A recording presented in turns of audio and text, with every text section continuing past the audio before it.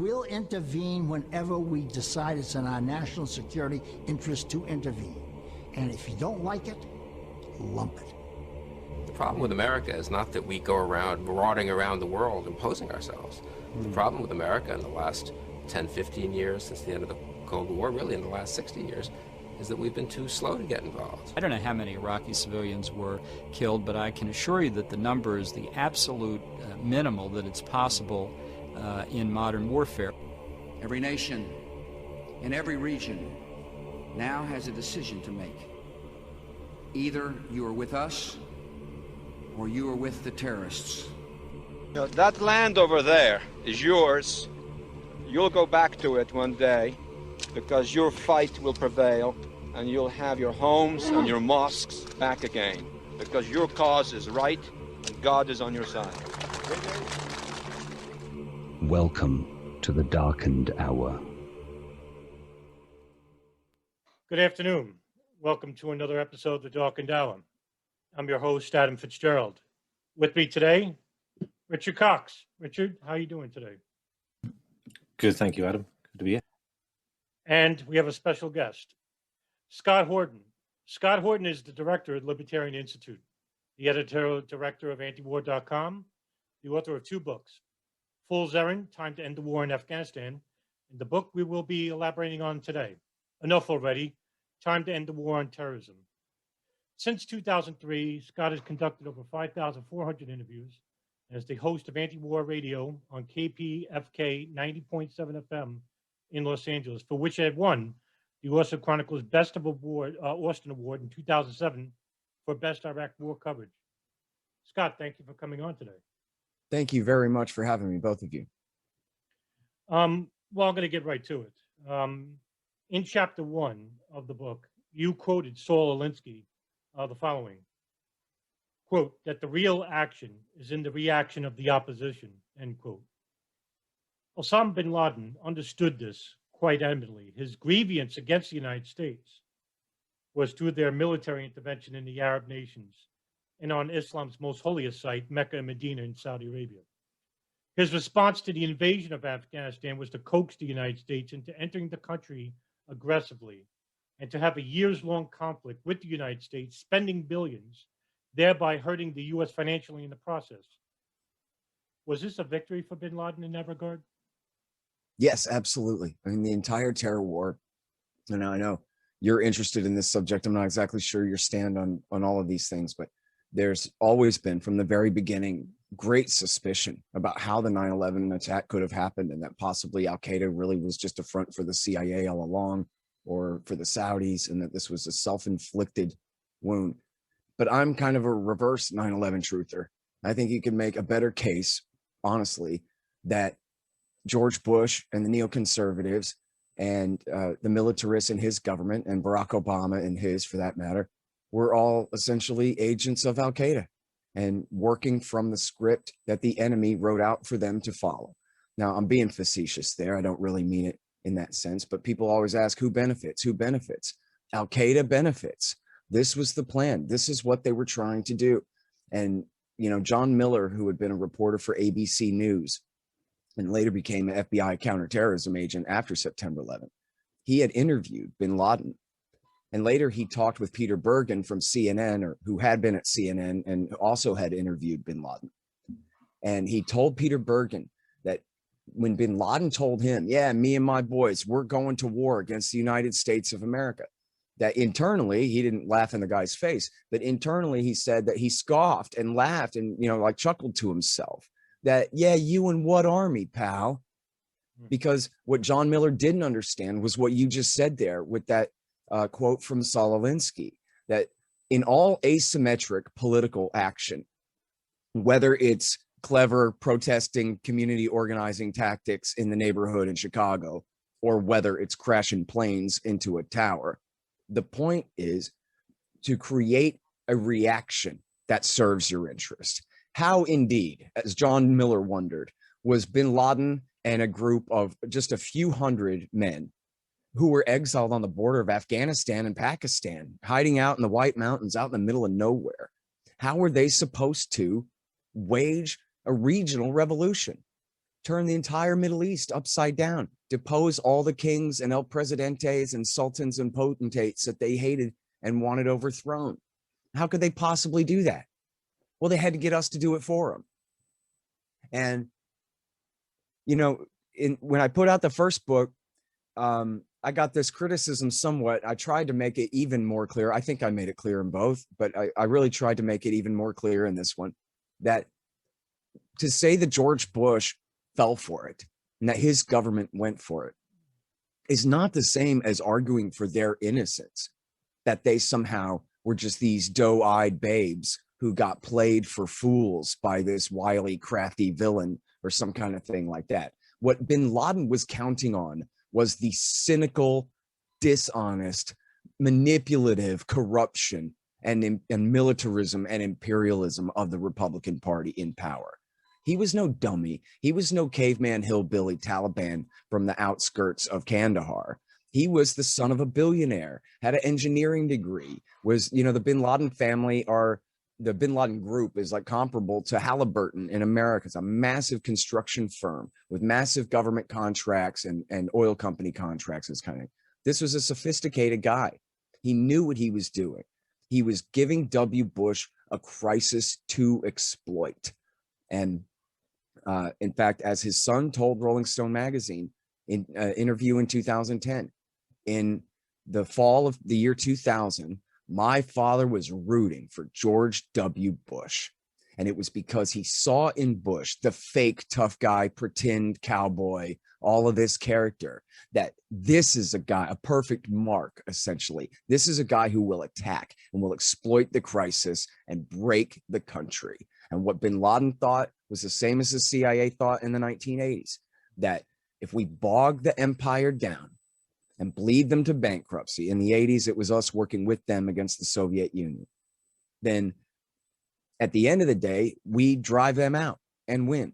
And however many innocent people got to die between now and then, let Allah sort them out. That was the Ronald Reagan government position and the bin Laden position in the 1980s. And that was the bin Laden position in the 2000s. He was trying to replicate the Soviet war that had killed 1 million Afghans. And bin Laden thought, well, you got to break a few eggs to make an omelet, right? Who cares about all that? If they're good Muslims, they'll go to heaven anyway. And so, but at the end of the day, we will break the American empire on the rocks of Afghanistan the same way that they helped us do to the Soviets. He always neglected to mention the part about American help in the 80s for them. But then what happened? Okay, if Afghanistan was all that bin Laden ever wanted, then as Michael Scheuer, the former chief of the CIA's bin Laden unit, put it, Iraq was the hoped for but unexpected gift. Are you kidding me? You're going to get rid of the socialist, infidel, secular Ba'athist Saddam Hussein? The guy in the olive green with the French beret who shaves his chin every morning is going to be the new enemy. You're going to get rid of him for us too. And then look what happened after that. What does that mean, Adam?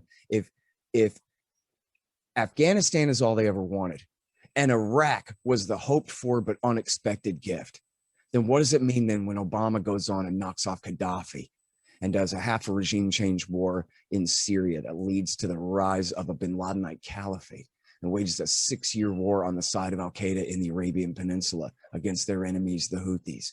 And this is more, essentially, it's more than bin Laden and Ayman al-Zawahiri could have ever hoped for or wished for. The only thing left would be to go ahead and put a literal bin Ladenite on the throne in Riyadh or to put Zawahiri on the throne in Cairo.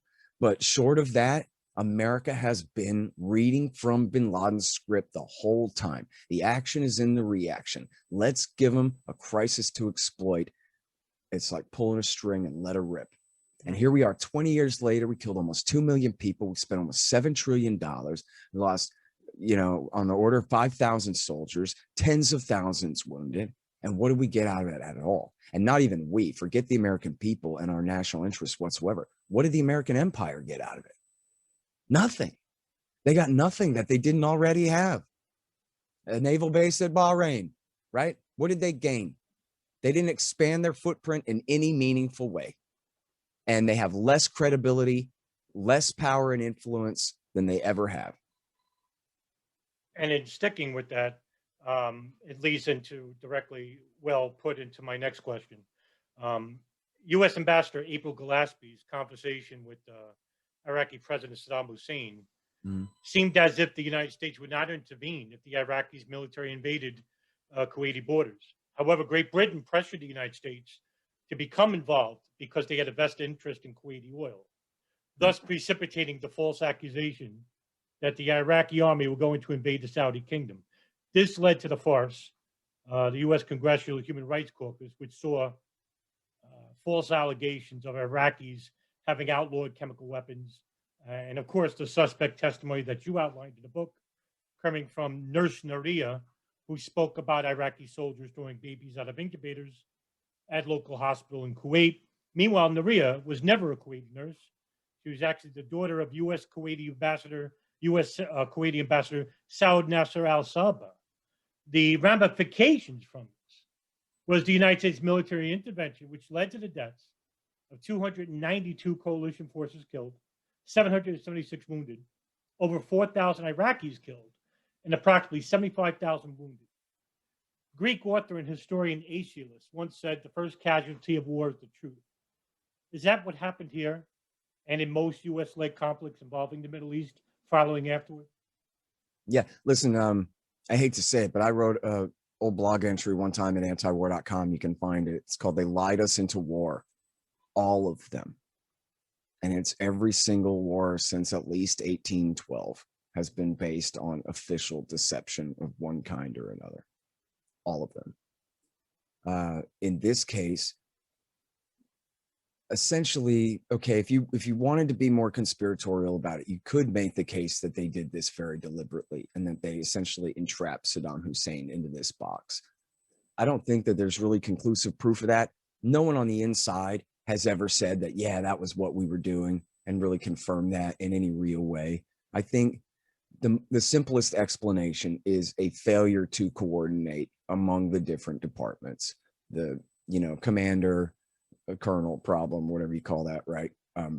So CIA and Central Command in the Middle East were telling the Kuwaitis to tell Saddam Hussein to shut it. Meanwhile, the State Department was telling Saddam Hussein, we don't care if you invade northern Kuwait and take, move the border essentially as payback for them overproducing from your shared oil wells and refusing to negotiate over war debts from the last war. And so go ahead. And that was essentially what April Gillespie told him. And essentially she admitted it too. While denying it, she also told the New York Times, well, nobody thought he was going to take the whole country. The idea was you have a dispute over the oil fields, go ahead and occupy the oil fields. James Baker's the Secretary of State. West Texas rules, right? The guy's cheating on y'all's deal, break their knees. That's the game, But so Dick Cheney and the Undersecretary of Defense for Policy at the time, Paul Wolfowitz, they were, apoplectic about this? They were freaking out. Paul Wolfowitz was terrified of Saddam Hussein and was predicting Saddam Hussein is going to invade Kuwait, take the whole country. We've got to stop him. And they issued a letter warning him not to do it. But then they thought it wasn't very strongly worded. So they had President Bush write a letter or send a statement. But then they thought that was too weakly worded too. So they tried to recall that statement and send a tougher one. But it didn't happen. And the thing kind of fell through. And it was too late, I guess, they decided. And then the invasion happened. Now, we know from Bob Woodward, this is all based on primary sources. I'm not saying Bob Woodward is the greatest truth teller or whatever, but this is based on all of the men in charge of the national security departments in the Bush senior government at the time, that when they met on the night of August the 2nd, they decided, we're not going to do anything. We're going to draw the line at Saudi Arabia. We're going to tell Iraq that, man, we don't really care about Kuwait, but you better not invade Saudi or we're going to bomb the hell out of you. Make sure we're clear about that. Everybody agreed? Okay, great. Break. No problem. The next day, Bush attends an event with Margaret Thatcher in Aspen, Colorado. And Margaret Thatcher says in front of reporters, now you're not going to go all wobbly on me now, are you, Bush? In other words, a woman, the head of our junior partner government in the empire now, called him out for his manhood and said, "You're not going to be less of a man than me, a woman, are you?" And then his answer to that was choke. Of course not. I can't be. Right. And Bill Hicks even had a joke about this, about how Bush was known as the wimp president. That was the cover of Newsweek, the wimp president. And so, oh no, I got to show everybody what a tough guy I am by doing this thing. And then that night he said, "This will not stand, this aggression against Kuwait." And then they spent the rest, and I show this in the book, they spent the rest of the year 1990 refusing to negotiate in good faith with Saddam Hussein. His all demands unconditional obeyance, and he gets absolutely nothing. And there were all different offers for months and months. And it was Murray Wass at New York Newsday did the best job on this, but there were other reports too. And by January of 91, Saddam Hussein's last conditions for total withdrawal from Kuwait were the Americans have to promise that they will leave the Middle East at some point. And the Israelis have to promise that they will negotiate an independent Palestinian state for the West Bank and the Gaza Strip and end the occupations someday. In other words, nothing. We're talking about nothing promises on a piece of paper with no specifics and not even a real handshake to seal the deal. Just give me anything to save face in front of my generals so they don't kill me and overthrow me. Anything. And Bush said no. Any concession would be a reward for aggression. And so you get nothing. And so he couldn't withdraw without risking his own demise at the hands of his own government by losing that much face. It'd be better to lose a war than just give in without having lost one and getting absolutely nothing for it. And they knew that was his calculation. But after Desert Storm and building up all those forces, now what are they going to do? Have a victory without a war? They're going to accept concessions on his behalf? Not on your life. You know, the stage is set. Now we're going to do this. And, you know, Robert Perry always thought this. And I found a General Scowcroft quote, the national security advisor at the time, that I included in the book, seeming to confirm this. Robert Perry always thought that defeating the Vietnam syndrome, that was the so-called mental illness, the widespread, lunacy of the American people after Vietnam, that they didn't want to fight wars anymore. That they had to destroy that. They needed a short, quick, easy, fun war that they could put all over TV with yellow ribbons and American flags and get people excited about intervention again. And it worked. And Bush Sr. said, by God, we've kicked the Vietnam syndrome once and for all. America is back. And General Scowcroft said that his specific thing, not just the Vietnam syndrome in the sense of like people's mom and dad not wanting to give their next son off to fight in the next war. Not just that, but Caspar Weinberger and Colin Powell had come up with the Weinberger-Powell doctrine, essentially written by the Army, for keeping us out of war, right? Like the Air Force and the Navy, they're down for war all the time. Why not? But the Army infantry, man, they need a break sometimes, right? After Vietnam, they came up with this thing that was essentially 10 points to keep us out of war. You can't have a war unless the whole world is with us. You can't have a war unless the American people are, in super majority support. You can't have a war unless you already know how the victory is going to look, and you already know it's going to be an overwhelming force, overwhelming short victory with a clear end game, an exit strategy, and all these things. In other words, here's the Army, but you can't use it, right? And then, as Madeleine Albright famously said to Colin Powell, what's the point of having this magnificent army if you can't use it, right? That's their whole attitude about this stuff. And so Scowcroft explicitly said, yeah, now, even though they had abided by the Powell doctrine, right? They had stuck by essentially Powell's rules for a short, sweet, overwhelming victory that the people support, that has not quite a clear end game, but something seeming like a clear exit victory, whatever. They had tried to stick to the Powell doctrine, but the war was so successful and short, 6 weeks long. And obviously we've been fighting it for 30 years, but at the time is the way it seemed. It was so successful based on the Powell doctrine strictures that they decided that now we don't need the Powell doctrine at all anymore. Now we can get in any war we want, whether we have an end game or not. We can throw out all these restrictions. So not just have we beaten the Vietnam syndrome out in the neighborhood, but we've beaten the Vietnam syndrome in terms of policy at the Pentagon. And the Army's official reluctance to do Vietnam again has now been canceled.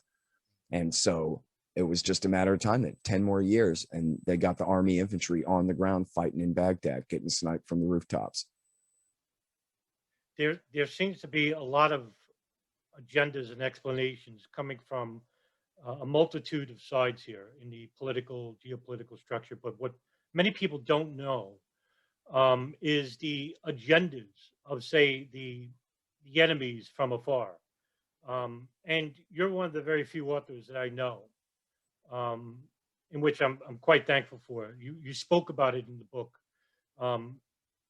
Ayman al-Zawahiri wrote a book called Knights Under the Prophet's Banner. And this is hardly ever talked about anywhere. And when I read about it in your book, I was smirking, because I said, well, here is a real austere Horsterian who knows about the mindsets of very obscure people. And we don't know much about Zawahiri. We know a little bit about bin Laden. We know about Abu Bakr al-Baghdadi a little bit. But when it comes to people like Zawahiri, generally people don't know even just the name. I want to talk about a little bit about, I want to hear your explanation for it. In the book, you wrote about a little bit about Knights Under the Prophet's Banner. He speaks about the near enemy and the far enemy. Now, can you explain just a bit further about what Zawahiri was implying here regarding the near enemy and the far enemy? Right. Okay. So to go back to, we're going to have a world, a regional revolution, and you're going to do it for us.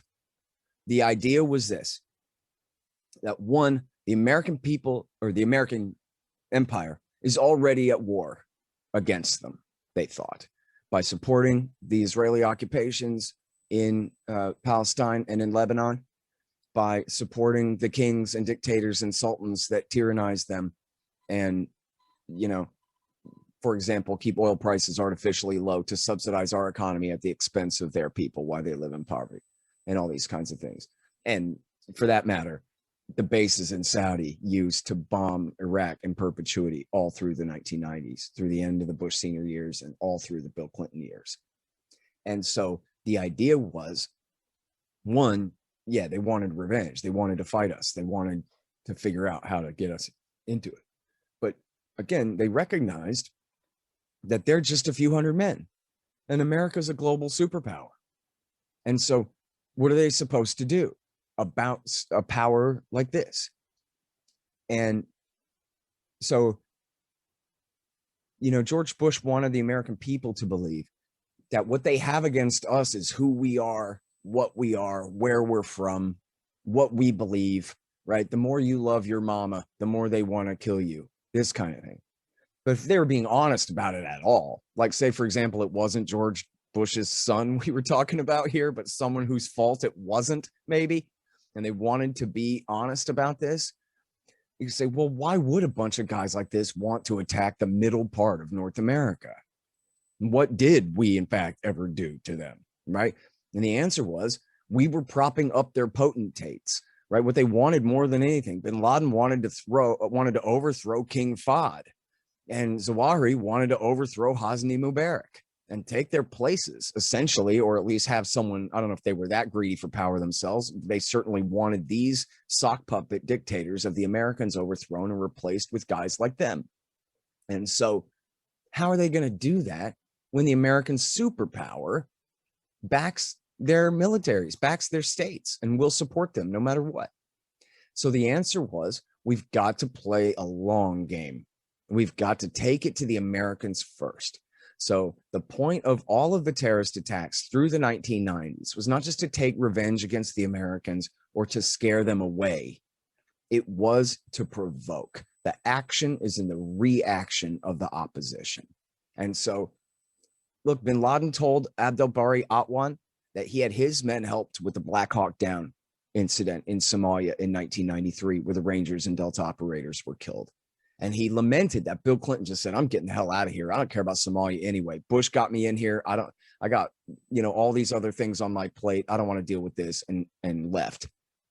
And bin Laden complained to Abdel-Bari Atwan, said, oh man, I wanted him to escalate. I wanted to create a war of attrition against the Americans, just like we did in Afghanistan, only against them this time.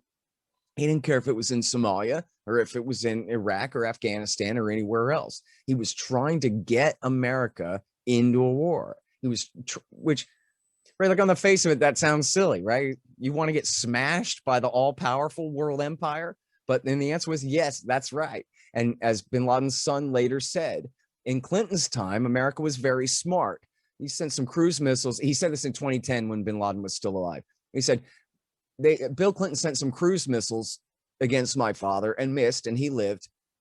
But you know what? Now you've occupied Afghanistan for 10 years and you still don't have my father. Better you keep that money for your economy instead of acting like the bull that runs after the red scarf, right? Because the plan was, we'll attack the far enemy first, the superpower first. We'll lure them into Afghanistan. We'll bog them down. We'll bleed them to bankruptcy. We'll force them out of the country the hard way and out of the region the hard way, the same way we did to the Soviets in the 1980s. And then we can try to wage our local revolutions and create our bin Ladenite caliphate where all these modern nation states now sit, without the Americans here to back them up. Now, the joke here, of course, right, is that at the time of September 11th, there were only 400 of these guys. They didn't have a prayer of overthrowing the king of Saudi Arabia or the president of Egypt or anybody else. They needed the United States to turn the region upside down, to radicalize the people, especially against their American-backed sock puppet dictators in their politics, and to radicalize them in a religious sense as well, and, you know, touch off this massive sectarian war. And all these things are massively productive for their movement. And so our economy is a lot more productive than the Soviet Union's economy was, and we can obviously keep this going a lot longer. But to whose benefit? I mean, look at who the official enemies are right now. I'm skipping ahead a little bit in the story here, but as I know, you know, we have full massive sanctions regimes and threats of regime change against Syria and Iran right now, against the secular Ba'athist Alawite dictatorship in Syria and the Shiite mullahs dictatorship in, well, 2/3 dictatorship in Iran. Now, if these governments were to fall, if Syria were to be thrown back into the sectarian violence of the Obama years, especially if the Damascus regime were to fall and that country were to be thrown into total chaos, if the Ayatollah Khamenei and his government were overthrown in Iran and Persia could be thrown into this kind of sectarian violence, there's no one in the world who wants this more than Ayman al-Zawahiri, probably not even Benjamin Netanyahu. And that's why when Jeff Huber, right before Jeff Huber died in 2011, one of his last articles was called Bin Laden, Dead and Loving It. And it was about, he starts off, he says, eat your heart out, Charlemagne. Et tu, Julius Caesar. How do you like them apples, Anthony? Because Osama bin Laden is the greatest military figure and leader and general in world history.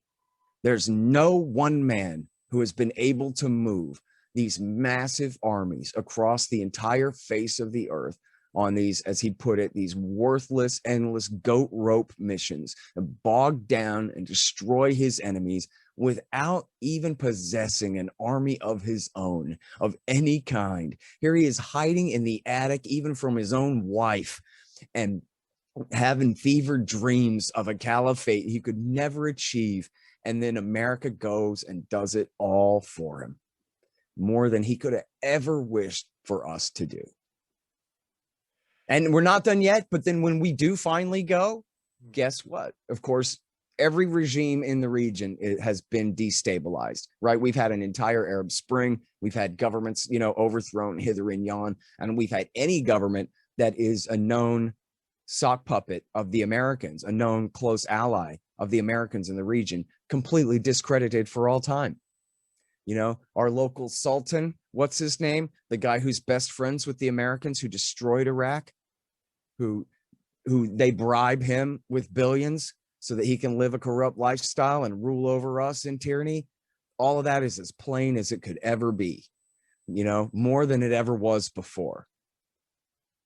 I'd like to visit back to chapter 1 because we now explained the reasons why for the Arabs or the Islamists to want the U.S. to military invade.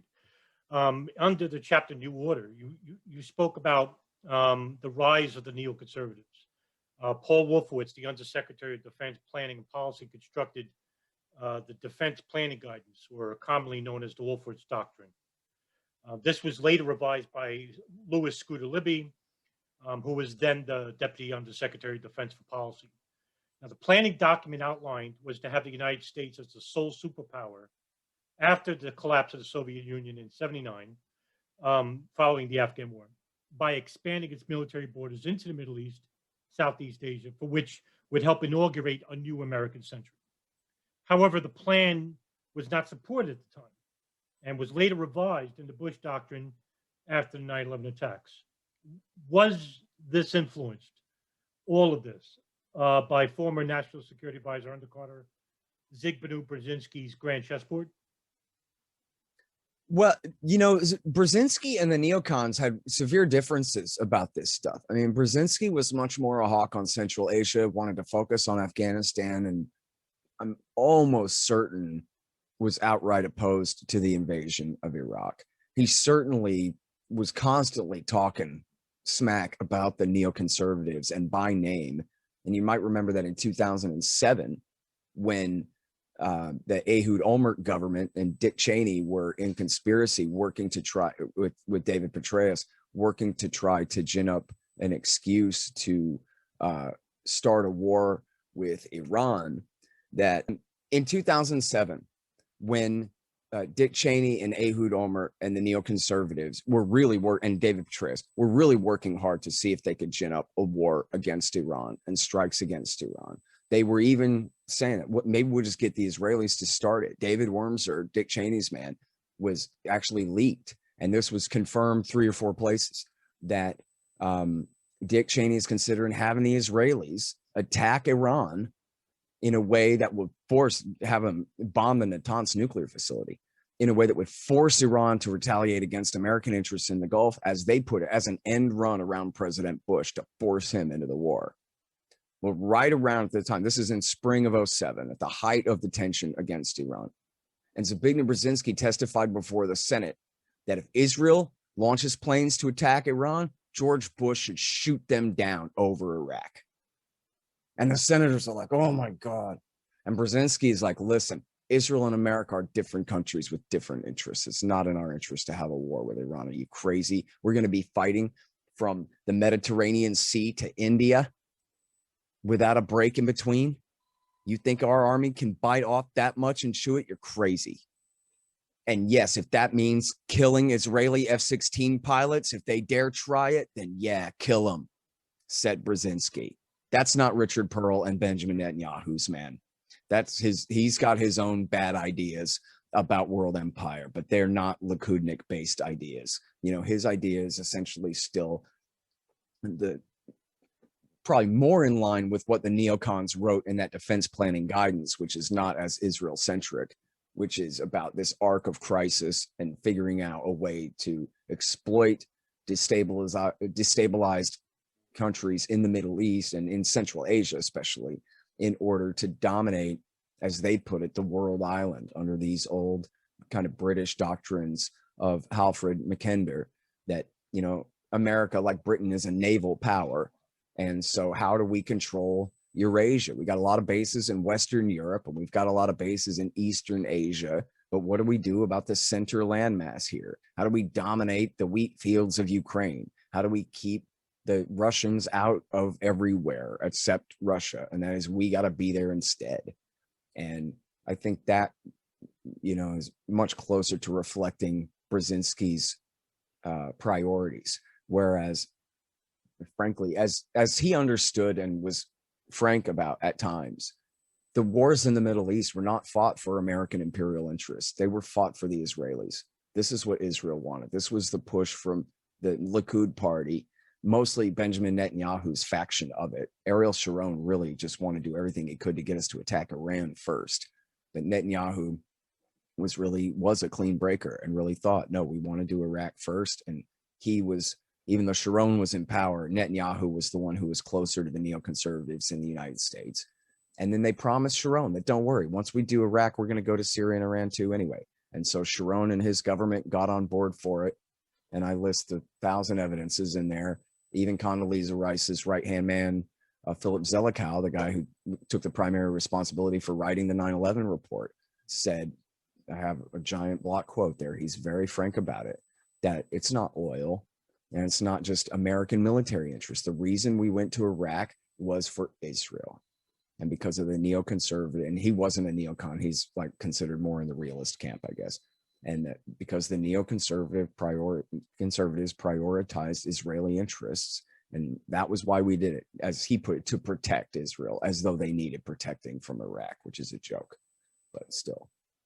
Well, a short follow-up question to that is our relationship with Israel becoming a detriment for the Middle East and Southeast Asia and for hegemony in the future?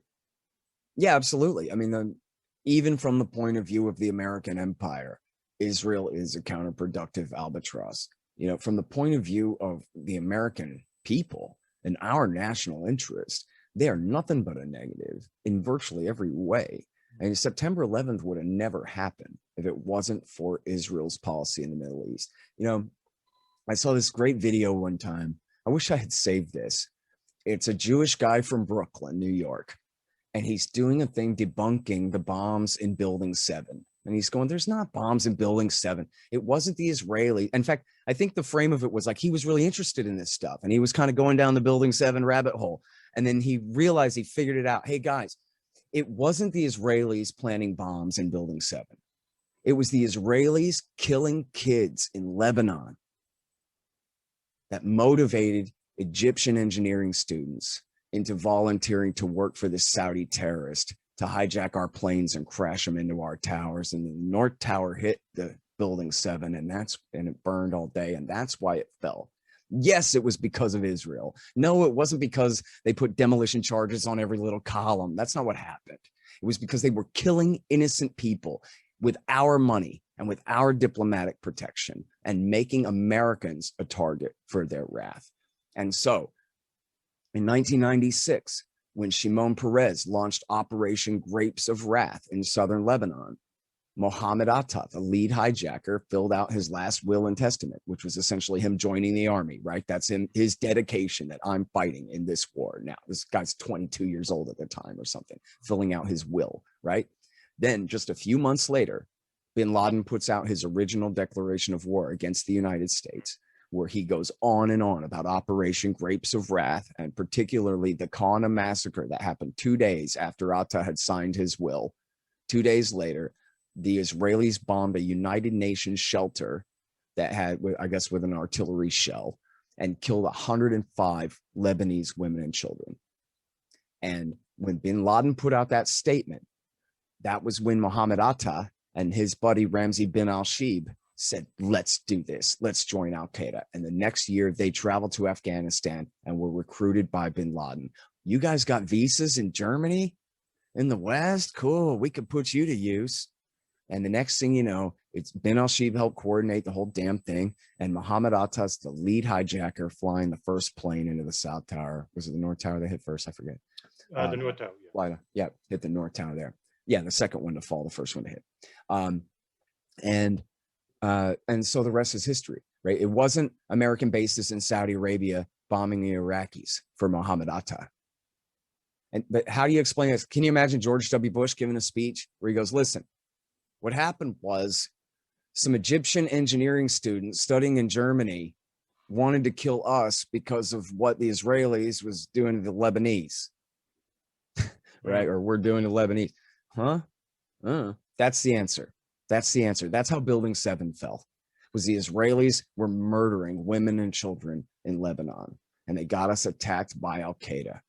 And look at the whole war since then, man. I mean, first of all, the whole clean break doctrine against going after Saddam Hussein is absolutely contrary to the interests of a war against al-Qaeda type terrorism. And we can discuss the clean break in more detail in a minute if you want.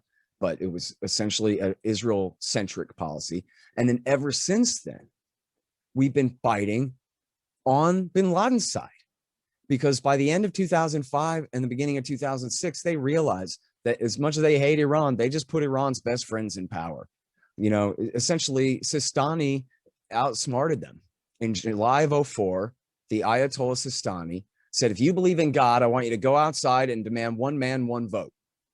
And so every Iraqi Shiite went outside and said, one man and one woman, one vote. You promised democracy, we're here for it, pal. Well, this is the supermajority of the country. And Bush wanted to set up a little sock puppet caucus system, this and that. Sistani said, you want to start this war all over again against the supermajority population who stood by and laughed as you got rid of Saddam for us? And Bush said no. And so then after that, it was the Supreme Islamic Council, who've been living in Iran for 20 years, that wrote the Iraqi constitution. It was the Supreme Islamic Council and the Dawa Party and the Sadrists who won the January 2005 election with the purple fingers and inaugurated the entire civil war, which America fought on the side of the Iraqi Shiite supermajority, the best friends of Iran, against the Sunni 20% Sunni Arab minority, and including cleansing them out of the capital city and creating this entire new, almost kind of nation state of Iraqi Shiistan. And so that wasn't how it was supposed to work, Adam. They were supposed to lord it over the Shia, and then they were going to be able to use their control and influence over the Iraqi Shia to lord it over the Iranians. Well, now all they did was import the Iranian Revolution into Iraq. Oops. So then they launched the redirection that said, we got to make it up to the Saudis. And yes, of course, the Israelis. It's not a coincidence that is Elliot Abrams helped leading this push. The same guys that lied us into war, then turn around and say, you know what? We really did screw up. And the sooner we recognize that, the better. And then we'll turn it around. The redirection means we tilt back toward the Saudis. But as you know, the Saudis don't have a real land army. They only have Al-Qaeda terrorist shock troops. So tilting back towards the Saudis means supporting the Muslim Brotherhood in Syria, Fatah al-Islam to try to attack the Hezbollah in southern Lebanon, Jundallah head chopping, suicide bombing terrorists in Iran. And then once Obama comes in, this is the same policy that he pursued at the urging, of course, of the Saudis, but also especially the Israelis. As Jamie Rubin, Hillary Clinton's former advisor from the Bill Clinton years, wrote in Foreign Policy magazine, which was actually an adapted version of a memo he wrote to her privately that we got from WikiLeaks, that the real reason to intervene in Syria is because Israel is worried about Iran arming Hezbollah by way of Syria. And Syria is the keystone in the arc of Shiite power, which now includes Baghdad. So if we gave them Baghdad, we got to at least take Damascus away from them. And so now you have from at least 2006 on, but forget that, even the redirection from the Bush years, from 2011 on, in the Obama years, you have America at Saudi and Israeli behest fighting outright on the side of the bin Ladenite terrorist enemies of the American people, the butchers of New York City, the worst part of the Sunni-based insurgency from Iraq War II that fought the Americans and massacred Shiite civilians, because Iran is the enemy of Israel. Iran arms Hezbollah, which doesn't really threaten to invade Israel, but has the power to keep Israel out of southern Lebanon, to limit their freedom of action, as they complain. And so here the American state is, we're not talking daylight here, we're talking night and day. The American people's policy is wanted dead or alive, the butchers of New York City, kill Al-Qaeda, keep us safe from Al-Qaeda. The American government's policy is back Al-Qaeda, because Israel and Saudi hate Iran more.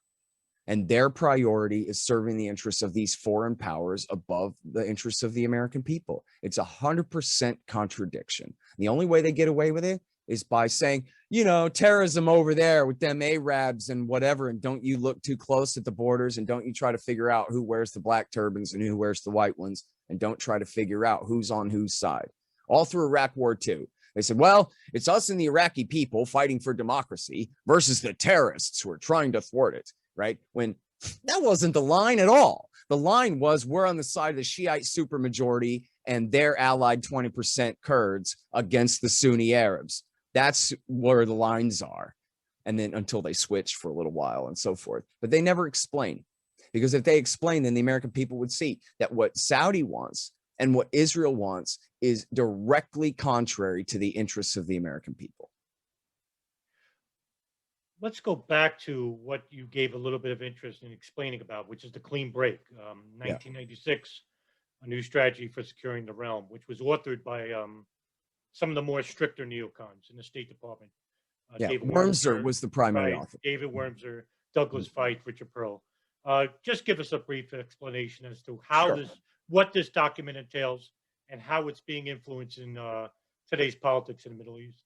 Right. Okay. So first of all, it's a completely harebrained scheme. The original premise is we don't want land for peace. We don't want Oslo. We don't want a deal with the Palestinians. We would rather just achieve a position of ultimate strength in the region.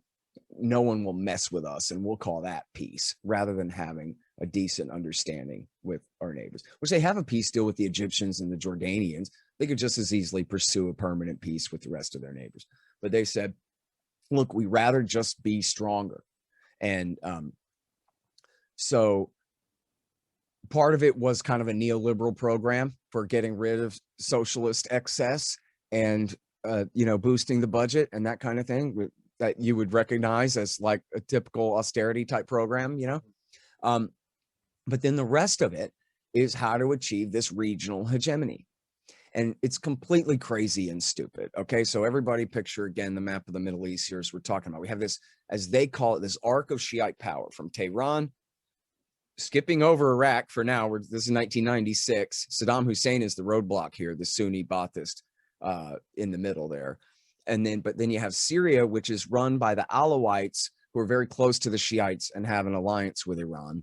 And then, of course, Hezbollah, which is this mini state in southern Lebanon, which is run by Shiite clerics, which had grown up in opposition to the Israeli occupation in the 1980s and 1990s. And so this is the name of their dilemma, okay? Iran arms Hezbollah by way of Syria. So then David Wormser writes, and Richard Pearl rubber stamps, that this is what we believe. Here's what we want to do. We want to focus on getting rid of Saddam Hussein in Iraq. But that's crazy, right?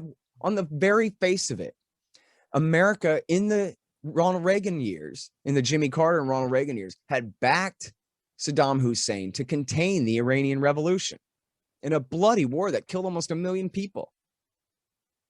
And then at the end of Iraq War I, when Bush Sr. encouraged the Shiites and Kurds to rise up and overthrow Saddam, he then choked and stabbed them in the back and let Saddam massacre them all, killed 100,000 people, used the MEK to help crush them too. Why? It was because they realized they were importing the Iranian Revolution they just spent 8 years trying to contain. That now the Iraqis who had taken Iran's side in the war were coming across the border to lead the revolution. And they went, oh no. That was why they stayed in Saudi Arabia for 10 years. That was the excuse for it, was to bomb the no-fly zones that they erected in the name of protecting the people they had just betrayed, right? So by the time the neoconservatives come in 1996, there's essentially this status quo, this stasis that everybody kind of agrees is untenable. And they already called this guy Hitler 100 times, and then they set him up to massacre the uprising. They've got it set that the only thing keeping him from killing every last Shiite in the South is our no-fly zone, which is not true, right? He'd already put down the uprising. It was already over anyway, but that was the excuse. But then the idea was, and the neocons pushed this the whole time, and it was especially reinforced by the fact that Bush Sr. had lost after just one term to Bill Clinton, was that he didn't finish the job. He should have finished the job and gone all the way to Baghdad and done all of this. And so here's the thinking that Wormser explains of how this is supposed to work, okay? We're going to overthrow Saddam, and then that means that King Hussein of Jordan will inherit the throne in Baghdad and rule over Iraq. And then they changed that to, instead of King Hussein, it would be his cousin would take over. And what'll happen is, see, the Hashemite kings of Jordan are descended from the Prophet Muhammad. And our friend Ahmed Chalabi assures us, who's the Iraqi exile, who's all of his guys pushed the weapons of mass destruction lies a few years later to get us into the war. Our friend Ahmed Chalabi assures us that the Iraqi Shiite supermajority just love being told what to do, especially by a king who is a descendant of the Prophet Muhammad. And the Hashemites are descended from the Prophet Muhammad. And so what's going to happen is the new Hashemite king will just lord it over the Iraqi Shia. He will have, first of all, he will order the religious clerics in Najaf, the Shiite clerics in Najaf, to order Hezbollah in southern Lebanon to stop being friends with Iran and stop listening to Iran and instead listen to them and do what they say and become friends with Israel and serve Israeli and American interests. And we'll build an oil and a water pipeline to Haifa and it'll be great. And so they bought this. And the joke is, of course, that the Hashemite line, assuming they're really descended from the Prophet Muhammad, have nothing to do with the Shiite Islam side of the debate whatsoever. And the Shiites do revere the line of descendants of Prophet Muhammad, but only one certain line. I'm almost certain it's his son-in-law, Ali, that led the Shiite Sunni split. I need to go back and look at this stuff. But anyway, the point is that the Hashemites are not at all part of that tradition whatsoever. And I have an Iranian Shiite friend that I asked about this, that like, okay, well, let's say he was, right? Like, let's say there was an Ayatollah who came and said, okay, Iraqi Shiites, betray your own interests because I say so, and I'm such a powerful and influential religious leader. And he said they would owe him no allegiance whatsoever, right? They would owe him respect, but they would owe him no allegiance. It'd be like if the Cardinal of Boston started telling the people of Massachusetts that they have to do this, that, and the other thing. He just doesn't have the authority, the political authority to make them move. That's not the kind of allegiance that he really has. Now, I guess Sistani can say, hey, I want you to go outside and tell George Bush that we want one man, one vote. But that's not contrary to their interests, is it? That's serving their interests. He's just helping organize it, right? When ISIS is marching on Baghdad and Sistani says, I want all Shiite males to grab a rifle and go outside to defend our city and our country, then yeah, they do that. But that's not because he's God on earth or something. That's just because he's got a lot of authority and he's kind of a rallying point for telling them what they need to hear, what they want to do anyway, right? If he was telling them to all screw themselves over, they wouldn't listen to him. He's not like some kind of, you know, even the Pope, right, doesn't get to tell Catholics of the planet what their politics have to be, especially in a way that are directly counter to their own interests. It's just not how it works. So anyway, this is all a pipe dream. This is all completely crazy. And they ended up, of course, in the name of democracy spreading and all of this stuff, they had to replace the Jordanian king, and Hussein died. King Hussein died. And I don't know which cousin they were going to use, but they ended up replacing them in the scheme with Ahmed Chalabi himself. Will now be the guy who was selling them all of this stuff. Now he will be the sock puppet, and he will be the one who tells the Shiites what to do, and they'll just love it, and we'll lord it over Hezbollah in southern Lebanon and make them stop being friends with Iran, and we'll lord it over Iran. And Wormser says, and I quote in the book too, where Wormser writes, I forget, because there's 3 different essays here. There's Clean Break, Coping with Crumbling States, and then the book length treatment is called Tyranny's Ally, with a foreword by Pearl. And but they say, I forget, I think maybe it's in Tyranny's Ally. They're like, yeah, see, and then once we turn Iraq into Shiite dominated, America friendly, Israel friendly paradise, only then will they be able to rise up to their full height and lord their authority and strength over Iran and bend Iran to our will as well. And the people of Iran will then, under the direction of the Iraqi Shiite clergy and others, will then overthrow their government for us, and everything will be great in Iran too. I mean, this is just completely crazy. I mean, Paul Wolfowitz and Richard Pearl and David Wormser would have had to have been absolutely dumb as hell to believe that any of this made any sense at all. But it was just a matter of confirmation bias, right? This guy was telling them exactly what they wanted to hear. And then there's this great article, I'm sure you've read it, I quote it in the book, and it's really a hoot to read, as sad as the whole situation is ultimately. It's called How Ahmed Chalabi Conned the Neocons. Yeah. And it's got Douglas Feith's law partner, Mark Zell, on the record. absolutely screaming and yelling and throwing a temper tantrum and saying, this guy, he lied to us. He told us that the new Iraq would be a friend of Israel. He told us that the new Iraq would build an oil and water pipeline to Haifa. He promised a lot of things. He said a lot of things. Now he doesn't even talk to us anymore. He won't even take our phone calls. Now he's running around with the Iranians all day. Can you believe that? In other words, these guys are suckers, man, and they got played. And forgive my French, this is a direct quote. John Dizard is the journalist. It's not my language. It's John Dizard quoting an associate of Ahmed Chalabi in Jordan. And this man says to John Dizard that, and I wouldn't have phrased it this way anyway, okay? I mean, but it's important in the meaning here, okay, for the context. This guy tells John Dizard, well, I was really worried.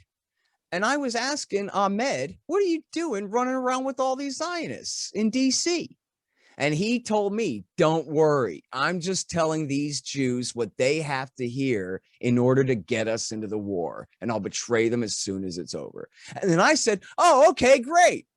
End quote. Something like that, right? This was his reassurance to his friend before the fact. Okay, I'm just jerking these guys' chain. Richard Pearl, as mean as he is, as evil and as devious as he is, sock puppet on an Iranian agent's string. And, they might have known, Adam, that INC headquarters was literally in Tehran. Hint, hint. And there you go. And then all that happened was they put Iran's friends in power, and Chalabi got a job in the oil ministry, lived for a few years. I guess he died in like 2015. And he was the guy who supplied all the liars to say, yep, I worked on Saddam's biological weapons program. I worked on Saddam's Al-Qaeda training program. I worked on Saddam's nuclear program, et cetera, et cetera, et cetera. All of that stuff, all of it. Well, virtually all of it, not the aluminum tubes, but even the biological weapons labs. They try to say, no, Curveball, that was separate. No, it wasn't. Curveball was the brother of one of the secretaries at the INC. That was where they got the guy. And it was just, here's a bunch of money up front. Tell whoever will listen that you help make biological weapons in Iraq. They want to believe, and they will. And these were the guys who lied us into war. Going to be daring here, and I know we have an allotted hour with you. Actually, I don't have anybody next, man. We can go a little bit over. If you need can to. Can we? All right. Yeah, I have just three questions. You talk about Libya. Hillary Clinton, who was then the Secretary of State under Obama, managed to persuade, with help from Susan Rice and Samantha Power, to send military aid to the insurgents on behalf of Mahmoud Jibril, who is the leader of the National Transitional Council. However, there were those very high up in the State Department as well, including Vice President Joe Biden, Secretary of Defense Robert Gates, and the National Security Advisor Tom Donaldson, who were adamantly opposed to this idea. Right. Meanwhile, Muammar Gaddafi, the Libyan president, wanted a peaceful transition of power, and to have these sanctions imposed on him and his family revoked. Clinton instead ordered the arming of Al-Qaeda affiliates to attack with the full approval of NATO, and the U.S. aerial bombardment of the town of Sirte. This led to the eventual capture and the brutal death of Gaddafi. The country now currently is in a sectarian nightmare, leading to tens of thousands of deaths, open-air slave markets, and the resurgence of Al-Qaeda and the Islamic State. My question here for you is, why did Obama side with Clinton on this complete travesty, which was a war crime on their part? Man, that's such a great question. I really don't know. And I swear it must be reported in 3 or 4 or 5 different places from different sources telling the tale, where you can just picture it in the Oval Office. You have all of the men saying no. Robert Gates, the Secretary of Defense, that Obama inherited from Bush, who oversaw the expansion of Iraq War II. Apparently, this is believable. It's been reported multiple times that he complained over and over, can we please finish the 2 wars we're already fighting before we launch a third? The National Security Advisor and the Deputy National Security Advisor agreed. And then who am I leaving off? There's a whole lineup on the right side there. The Chairman of the Joint Chiefs of Staff also. So we should not be doing this. Then on the other side, you had Samantha Power, Hillary Clinton, and Susan Rice.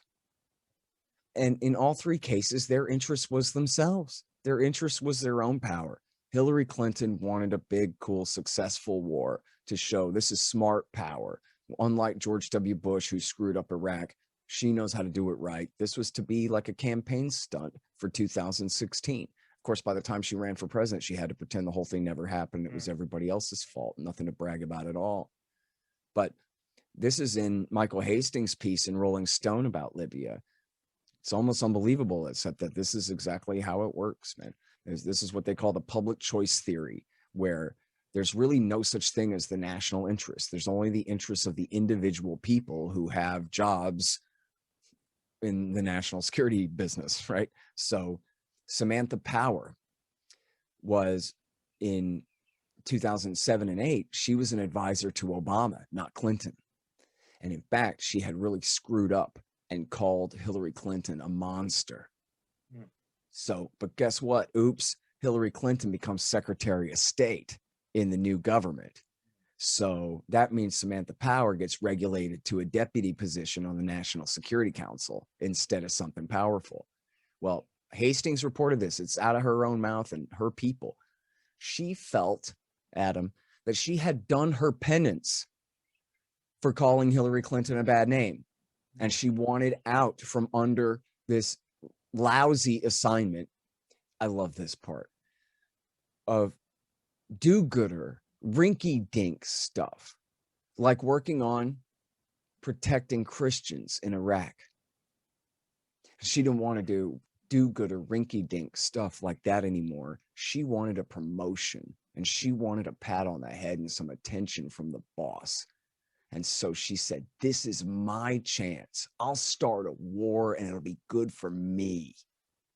And so she went to Susan Rice and convinced Susan Rice, what we'll do is we'll say this is just like that time there was a genocide in Rwanda in 1994, and we wished we'd intervened, only this time we have the chance.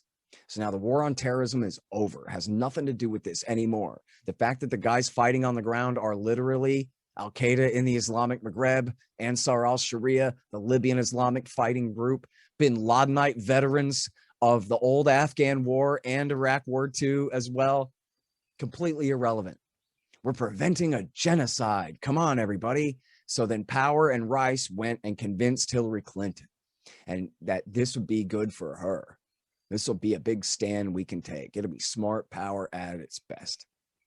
And then as Obama, according to Gates, and Gates is a horrible liar, but I don't know, I like this one, so I believe it.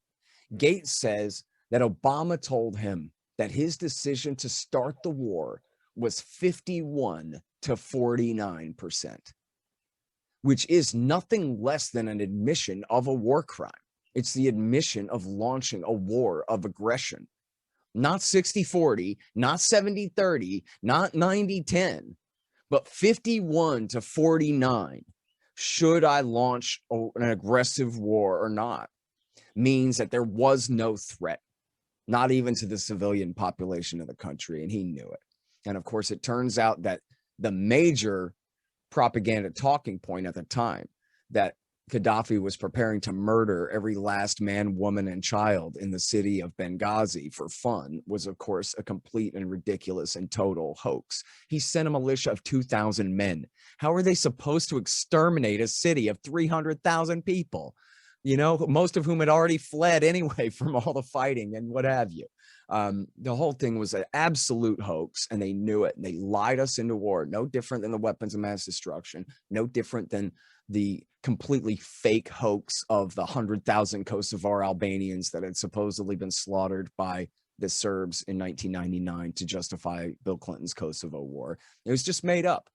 And in fact, in the Kosovo war, they had 100,000 pretend dead bodies that they imagined already existed and lied and said that already had happened. In this case, they said it's going to happen. We don't even have a pile of dead bodies. Just trust us. There's going to be one if we don't intervene. This is the thinnest excuse for a war ever. Congress never authorized it. The House explicitly voted down an authorization for it. And Obama continued anyway for 9 months. And then, as you say, Gaddafi was ready to negotiate. Gaddafi hated bin Laden. He was the first one to put out an Interpol arrest warrant for Osama bin Laden. The British had used the LIFG to try to kill him in the 1990s. And that had their support, and the CIA support for the LIFG had been turned off temporarily at the beginning of the terror war. And now they just turned it right back on again.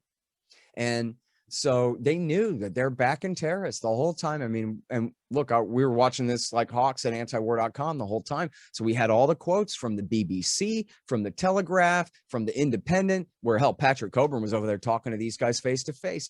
The leaders of the fight on the ground, these are the Mujahideen. They bragged. This guy, Hasidi, bragged that, yeah, me and my guys fought in Iraq War II against the Americans there. What of it?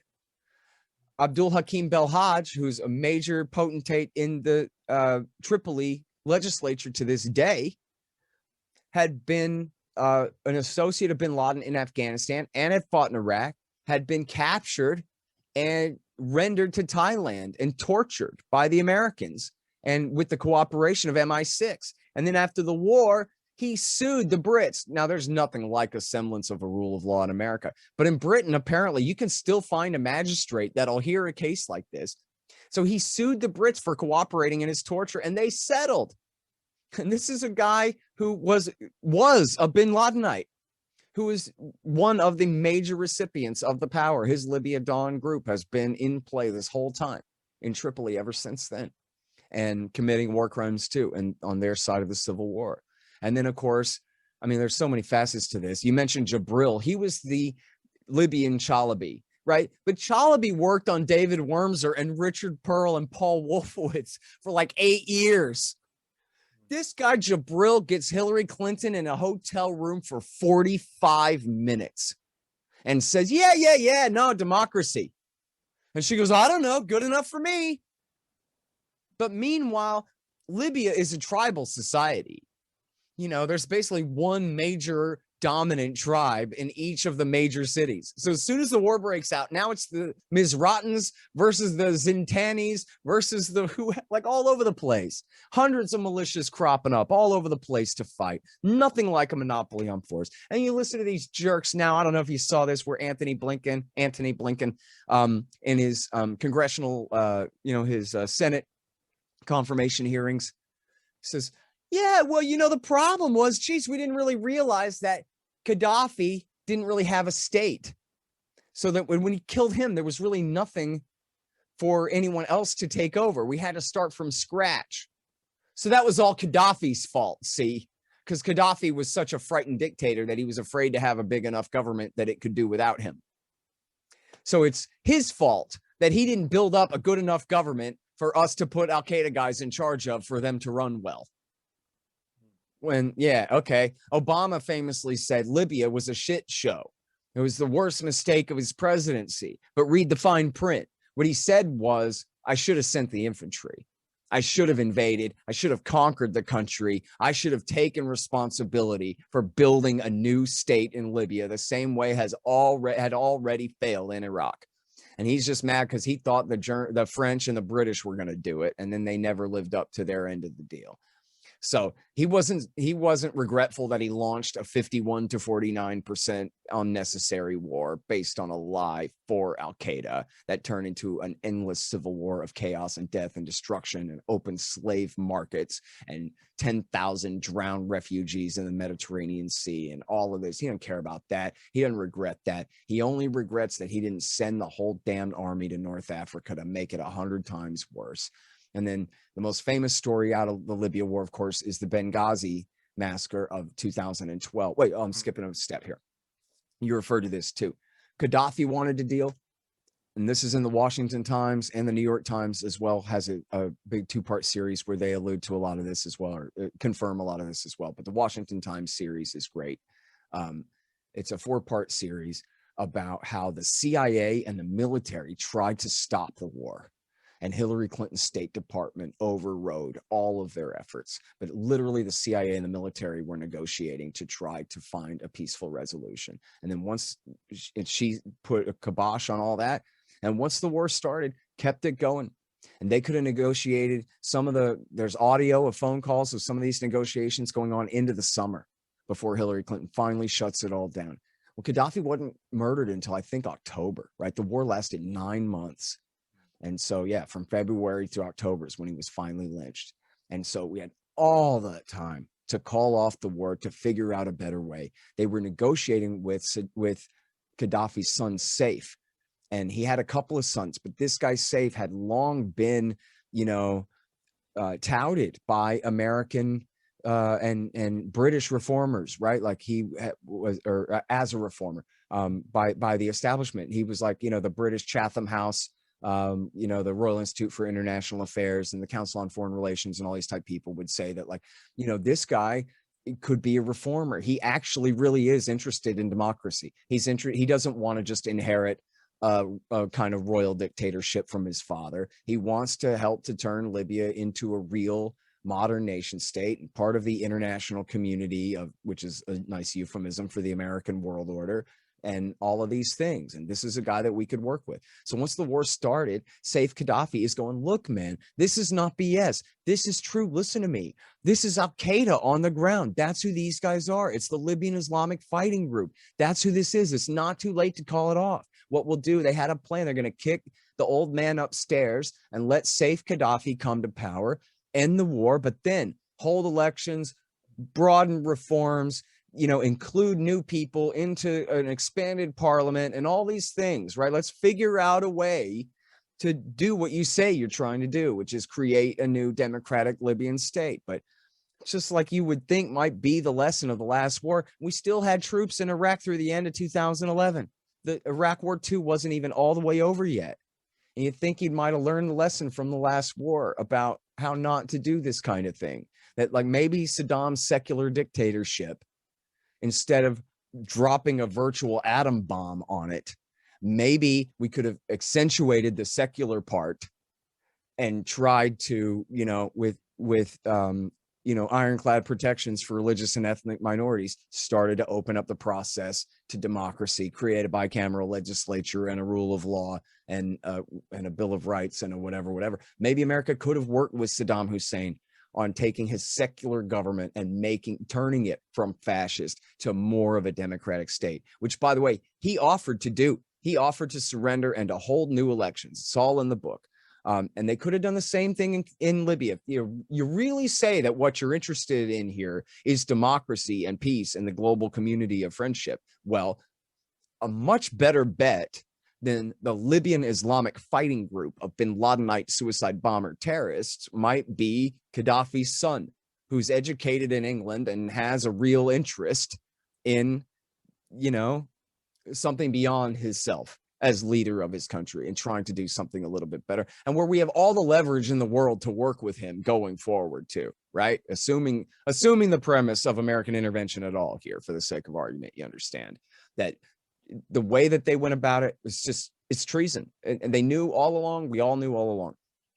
In fact, the former chief of the bin Laden unit, the CIA's bin Laden unit, Michael Scheuer, you should find this clip if you've never seen it. I'm sure you probably have seen it. It's hilarious. Michael Scheuer on CNN in the spring of 2011, and he's being interviewed by two women. I forgot which ones they were. Katie Tur, I guess, was one of them. No, I don't know their names. Anyway, it's the CNN ladies. And he's going, look, man, in any other situation, these men, we would call them the Mujahideen. That's who they are. Like, this is bad. We're not supposed to be doing this. And the lady's like, yeah, but come on. The CIA is over there vetting these guys and making sure that we only arm the right guys. So it's fine. And he goes, no, that's not true, because, see, the worst guys aren't going to talk to the CIA. But that doesn't mean they're not there. And that doesn't mean that they won't be the ones who inherit the power and have the most influence. See? And they're just like, yeah, but Obama wouldn't be doing this if this wasn't a good idea. And finally, he gets mad at them and says, look, you're just carrying water for Mr. Obama. Okay. The fact of the matter is, this is horrible and crazy and stupid and wrong, and we shouldn't be doing it. And they're like, yeah. What do you know, former chief of the CIA's bin Laden unit? You just must not like Mr. Obama very much. And then that's the end of the conversation. And this is April at the latest. May at the latest. I bet it's April of 2011. Months and months and months before Gaddafi is killed. And the place has been in civil war ever since then. And then I'll keep this real brief. The Benghazi massacres, I'm sure you understand, but most people do not understand. The current scandal is a limited hangout. There was not good enough security. The CIA and the military were not allowed to come in and save the day in a timely enough fashion. Obama and Hillary are feckless leaders. David Petraeus, too. Don't forget about him. The head of the CIA went to the movies that night, and this kind of thing. Okay, so those are all criticisms, and they're fine, but that's not the scandal at all. The scandal revolves around the question, why was Ambassador Christopher Stevens in Benghazi, not Tripoli? And the answer is because he was working with the CIA and the Qataris on a massive mission to funnel these jihadists and guns onto the next war in Syria. And the reason that they killed him was because the Democrats, or the Republicans too, but apparently especially the Democrats, have this theory. If we just give these guys a lot of guns and money, they'll love us and do whatever we say. But that never works, right? We give them guns and money. They do what we want that coincides with what they want, but then they do whatever they want to us too. Right? See, for example, Bill Clinton backing them in Bosnia, Kosovo, and Chechnya, and then them attacking us all through the 1990s anyway. Well, here, the CIA is running an operation to help these Al-Qaeda guys travel, take their guns and their efforts onto the next war in Syria. Well, guess what? Another part of the CIA at the very same time is waging a drone war in Pakistan. Now, go back to 2002. Dick Cheney had the CIA and the Egyptians torture a man named Sheikh Ibn al-Libi into pretending that Saddam Hussein taught Al-Qaeda how to hijack planes and make chemical weapons. And then Colin Powell used that in the UN address to lie us into war, right? Well, guess what? In July of 2012, the CIA killed his brother. Oh, I left out the part where after they were done with al-Libi, Ibn al-Libi, they shipped him back to Gaddafi, who was cooperative with the terror war at the time, who murdered him in his jail cell. We call it arkancide when somebody kills themselves in jail. After Hillary Clinton, Bill and Hillary's, reputation. So then years later, now it's 2012, CIA is in the midst of this high treason working on behalf of our bin Ladenite enemies, while another branch of the CIA is waging the drone war in Pakistan. They kill Sheikh Ibn al-Libi's brother, Sheikh Yahya al-Libi, in a drone strike. Well, then Ayman al-Zawahiri puts out a podcast and says, it'd be funny would be if you guys would murder the Americans in Benghazi on September 11th. Anniversary's coming up. And here these idiots have stationed themselves in the middle of our hornet's nest. Let's sting them. And so they did. That's exactly what happened. It was all, hell, they should have known it was coming. He put it out to the public, to the world. And so they thought they were too clever by half. They had everything under control, but their jihadist terrorist allies, it was Ansar al-Sharia, who they fought the war for, were the ones who killed them. And then they made the big scandal about Susan Rice said that it was a riot over a YouTube video that got out of control instead of a deliberately planned terrorist attack. So what a scandal, right? She did lie about that. And of course, Hillary made her go on all the talk shows and take the blame for that instead. Oh, she was sick that day, I guess. And made Susan Rice take the lump for that one, which is fine. Because again, she helped push us into that war too. She was the one as UN ambassador who did the most to push the lie that Gaddafi was giving all of his soldiers Viagra so they could rape their way across Libya and rape every woman and girl that they found on their way to murder every last man, woman, and child in Benghazi, which was an absolute ridiculous hoax. And you know what? I'll never forget either driving down Sunset Boulevard in my little green truck in LA and listening to the after Rush Limbaugh clone, right-wing, Republican on the AM channel. And of course, his spin goes like this. Look, guys, even Susan Rice is saying that Gaddafi is committing these war crimes and giving his soldiers Viagra to rape every woman and girl in Libya on their way to Benghazi. So that's how you know it's true. When even Susan Rice, the liberal Democrat, says that this war crime is true, then now all of our right-wing Republican confirmation biases are confirmed that it just absolutely must be, which is a ridiculous hoax. You could just as easily spin that the other way. Susan Rice, who worked for Bill Clinton, who, short of George W. Bush, is the worst liar in American history, says that this is going on, that's exactly why not to believe it. How are soldiers supposed to fight a war if they're stopping to have sex all the time, or rape people all the way between missions? I mean, you're gonna get surprise attacked when you guys are not paying attention. It doesn't sound right at all. And the evidence for it was nothing, of course, right? It's a hoax perpetrated by the Qataris and the Americans.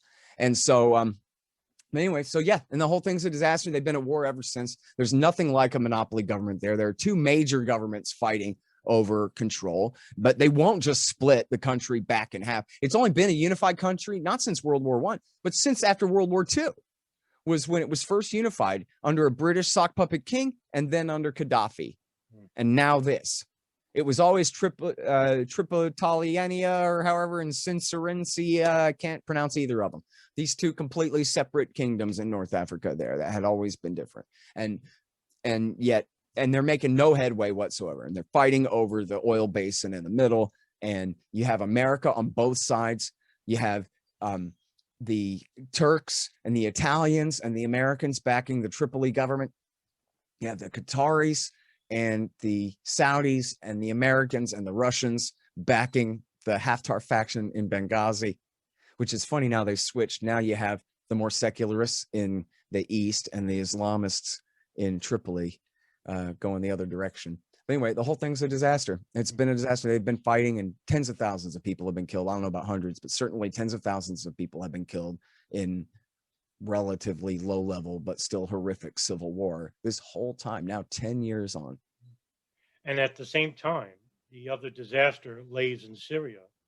Right. And Mali too. And the war spread right down into Mali and into West Africa as well. In that respect, this is the one area that I find to be quite underreported.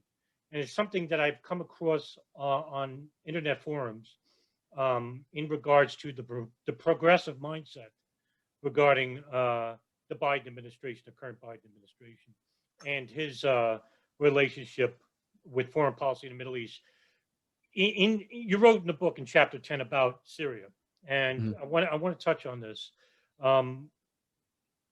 It was leaked to the New York Times that the Obama administration, with support from King Abdullah of Jordan and Benjamin Netanyahu of Israel, that CIA Director David Petraeus, who you talked about previously, laid out the groundwork for full military support using Saudi connections to Islamist factions such as as you write in the book, the Northern Storm Brigade, the Harakat Azam, and the Jaish al-Islam, all auxiliaries under the ultra-Orthodox Wahhabi sect Jabhat al-Nusra. The operation was codenamed Timber Sycamores. Could you explain a bit further about this operation, which most people don't even know what this operation entails?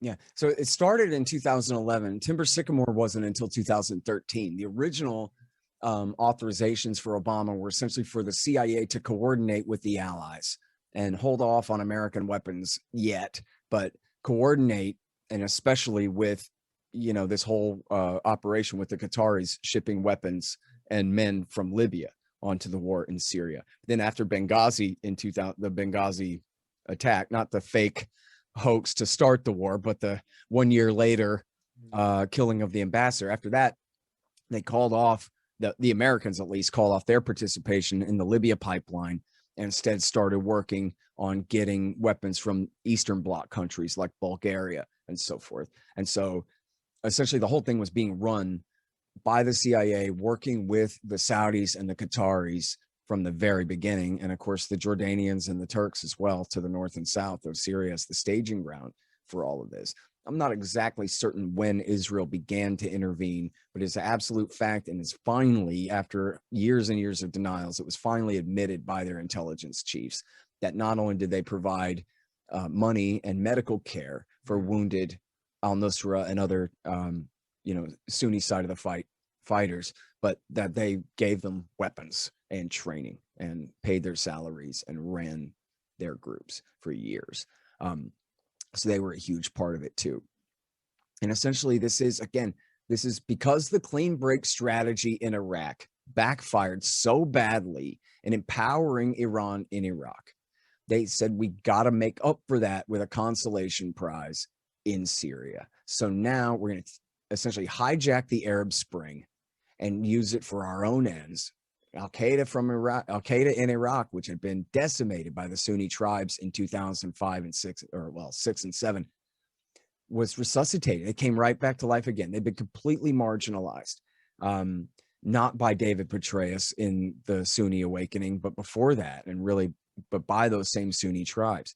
And after Bush and Petraeus had helped create Al-Qaeda in Iraq, a land that had never seen a suicide bombing before, where there were no Al-Qaeda before, and turned the entire western half of that country into jihadi university for 8 years there, the local Sunni population took care of the problem for us like a miracle. Honestly, you could have never hoped for such a wonderful thing as the Sunni tribes basically saying, we don't like these Al-Qaeda guys. They're a lot more harm to us than good. And so they started shooting them in the head and taking care of that problem. Now Obama comes in 2011, takes the defibrillators, brings Al-Qaeda in Iraq right back to life again.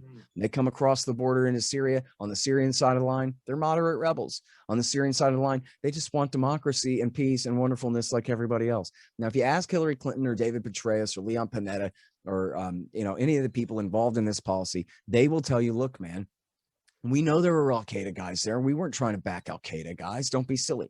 We wanted to back the moderates, and we wanted to back them so much that they would marginalize the jihadists, and the jihadists wouldn't be able to compete. And we would have, if we gave them enough support, we would have an army of moderates that, could take on all comers and create a wonderful new democratic Syria.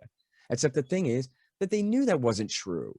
They knew, as Obama later told Thomas Friedman, which was clearly his position all along, is why he didn't send in the B-52s the way, he did send in the naval air power and Air Force air power to Libya to bomb Gaddafi out of power, but he didn't dare do that in Syria. He was afraid to commit to a real regime change because he knew all along, as he told Thomas Friedman, the idea that there was an army of moderates in any way or anywhere in Syria prepared to inherit the power was, in his words, a total fantasy. A total fantasy. And the way he put it to Friedman was, this army of moderates would be expected to fight against the Syrian state. Oh, and there's supposed to be doctors and lawyers and pharmacists and teachers and just gentlemen from the neighborhood are supposed to be running this militia, right? Like it's Yorktown in 1776, right? And then as he put it to Tom Friedman, they would be expected to hold off or defeat the Syrian state, their allies in Hezbollah, and the Iranian IRGC that came to help. And of course, he left out. And they would also be expected to defeat all of the bin Ladenite terrorists too, right? The other half of it, the Al-Nusra Front, Jaish al-Islam, and all of these other groups, these suicide bomber, head chopper terrorists. Al-Nusra was just Al-Qaeda in Iraq, in Syria. And they would be expected to fight all of these groups to create some new, secular democracy there. Is a complete hoax. It always was. As Joe Biden later joked at Harvard in a very important revealing speech about this stuff. He says, let me tell you something. There's no Thomas Jefferson or James Madison hiding behind a sand dune in Syria, ready to take over and create a limited constitutional republic over there for us, okay? It just doesn't exist. When Hillary Clinton went on CBS News and said, look, Ayman al-Zawahiri's endorsed the revolution in Syria. Are we supporting Al-Qaeda in Syria? She said, look, when we try to create a new government that can inherit the power in Syria, that's prepared to do this, that we could rely on, we don't see that. Well, she was pushing for a hawkish position at that time. She still had one more full year in power, pushing for exactly what she was arguing against there. But in that interview, she was being forced to defend Obama's position. And so she's telling the truth. We could end up fighting a war that benefits Al-Qaeda. We don't want to do that. And when you say, well, which Syrians could we turn it over to instead? We don't know the answer to that. What a very frank response from Hillary Clinton. And guess what? She said that 3 days after the first big Friends of Syria meeting, where they brought in the Syrian National Council that, guess what, had been created by Liz Cheney when she worked in the State Department in the Bush years, which was led by the Muslim Brotherhood. And Hillary Clinton and the group met with them and said, these clowns can't be the new government of Syria. This is never going to work. So when she gave her statement to CBS News, February 27, 2012, that when we look for an organized opposition to inherit the power, we don't see that. She was saying that 3 days after meeting with the guys who supposedly were going to inherit the power. Okay, that was an honest answer about what are we even doing here? And the answer was, we have no idea. Powell doctrine be damned. There is no end game. We're just going to see how much worse we can make matters and let it go from there. And so with admitted reluctance, Obama gave enough support to cause a 5-year civil war, 6-year civil war that killed something like 500,000 people, that led to the rise of the bin Ladenite Islamic State, which temporarily erased the border between Iraq and Syria, the caliphate that, just like Zawahiri said, the Americans will never let you create your Islamic State. We got to get rid of the far enemy first. Baghdadi said, I don't want to listen to you, Zawahiri. You can make your law, but you can't enforce it. Watch me now. He makes his own caliphate. Then what happens? Obama and Trump come in and prove Zawahiri right.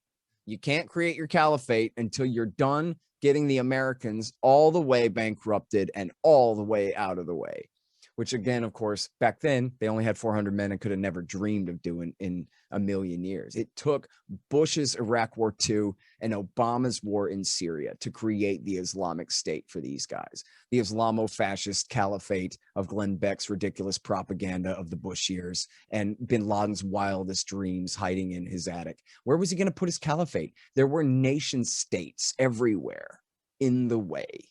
And the Americans got rid of that and solved that problem for them. And then what happened, of course, Adam, right? Once the caliphate's risen up and created in Syria and Iraq, then Obama has to launch Iraq War III to destroy it, because that was too much. As John Kerry admitted on a secret recording that, well, we saw the rise of ISIS and we thought we could manage. We thought that they would put pressure on Assad to step down. But they didn't do that. They didn't go west to Damascus. They went east into Western Iraq. And then, of course, the Russians came to protect Assad. And as Kerry puts it, the Russians were trying to prevent a Daesh government. In other words, Kerry's admitting ISIS was going to conquer Damascus and take it over if the Russians hadn't stopped them. We thought that by supporting ISIS, and we saw the rise of it. Oh, no, only our allies supported them. We thought we could manage, that this would pressure Assad to step aside. But does that make any sense? I'll get back to Iraq in just a second. But does that make any sense? Like, let's say it's the American Civil War, and the French and the British start tilting toward the Confederacy and arming the Confederacy to be able to better resist Abraham Lincoln's Northern Union Army. Now, when Abraham Lincoln finds out about this, does he resign and let the British pick his replacement? No. In fact, you know what he did? He called the Russians for help. That did happen in the American war between the states. The French and the British did start tilting toward the south.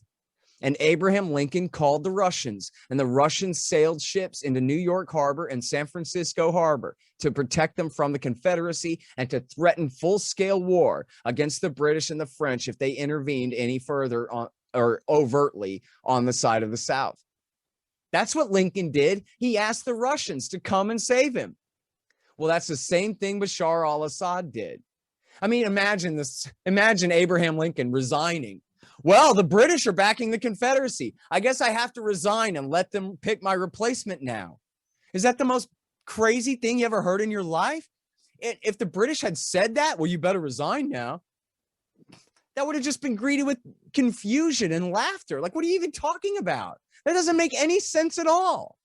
You threaten Assad that, hey, guess what, Assad? You're the only thing standing between the status quo and Baghdadi ruling Damascus and murdering every Druze and every Shiite and every Alawite he can find and every Christian that he can find, right?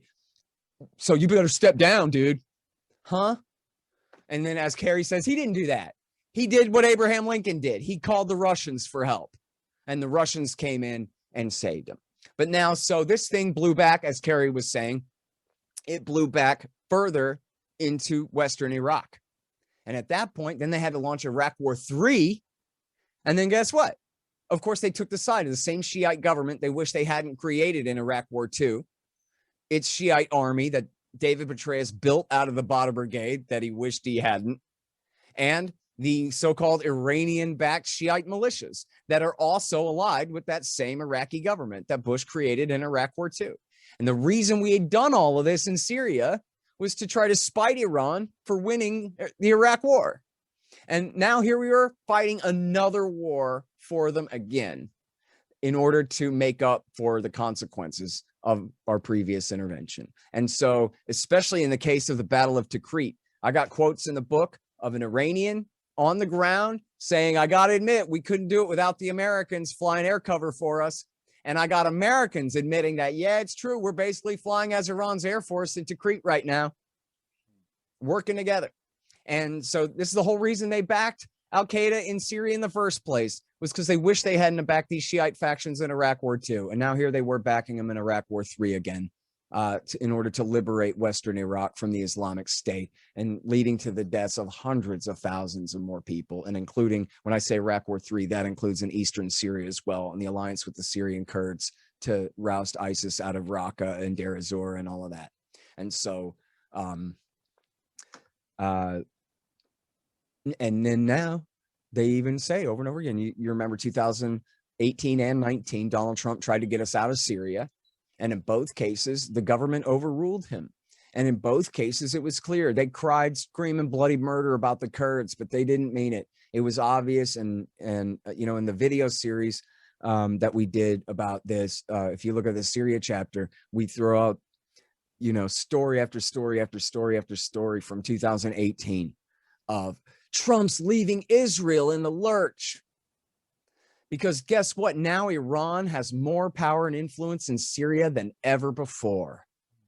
And so now if Donald Trump pulls the last of the troops out, Iran's position in Syria will be so much stronger and Israel will be in jeopardy. And so the Israelis insist the Americans must stay at the Al-Tanf air base, or not air base, but the Al-Tanf military base on the border of, on the Syrian side of the border between Iraq and Syria there, in order to close and prevent, this used to be Saddam Hussein's job, to serve as the roadblock on what they call the land bridge. In other words, the highway system that runs from Tehran through Baghdad, through Damascus and on to Beirut.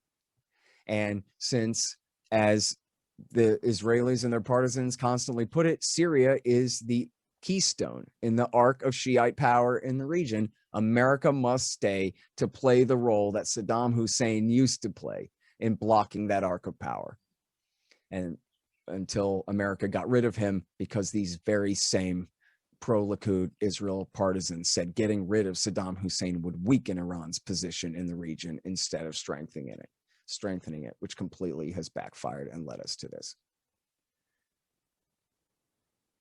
My final question to you is twofold, and it's going to entertain your personal thoughts on the matter. And in my experience in studying U.S. Middle East affairs, it seems that the U.S.-Israeli-Saudi nexus has been at war with former pan-Arab nations that once prospered, countries like Syria, Libya, Egypt, Iraq, Afghanistan. The ideology promoted by former Egyptian President Gamal Abdel Nasser. These countries now are destabilized under the former agendas that we spoke about today, and also are under the threat of these radical ultra-Orthodox fundamentalists that were kept at bay for many decades by pan-Arabism. Was this something you've noticed while writing the book? And in my follow-up question,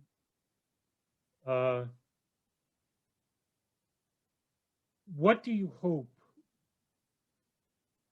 for the future regarding your books, in regards to what would you like to see from the public in regards to your books, in hopes of educating the mass public about this seemingly misreported, underrepresented U.S. Middle East foreign policy by the legacy media.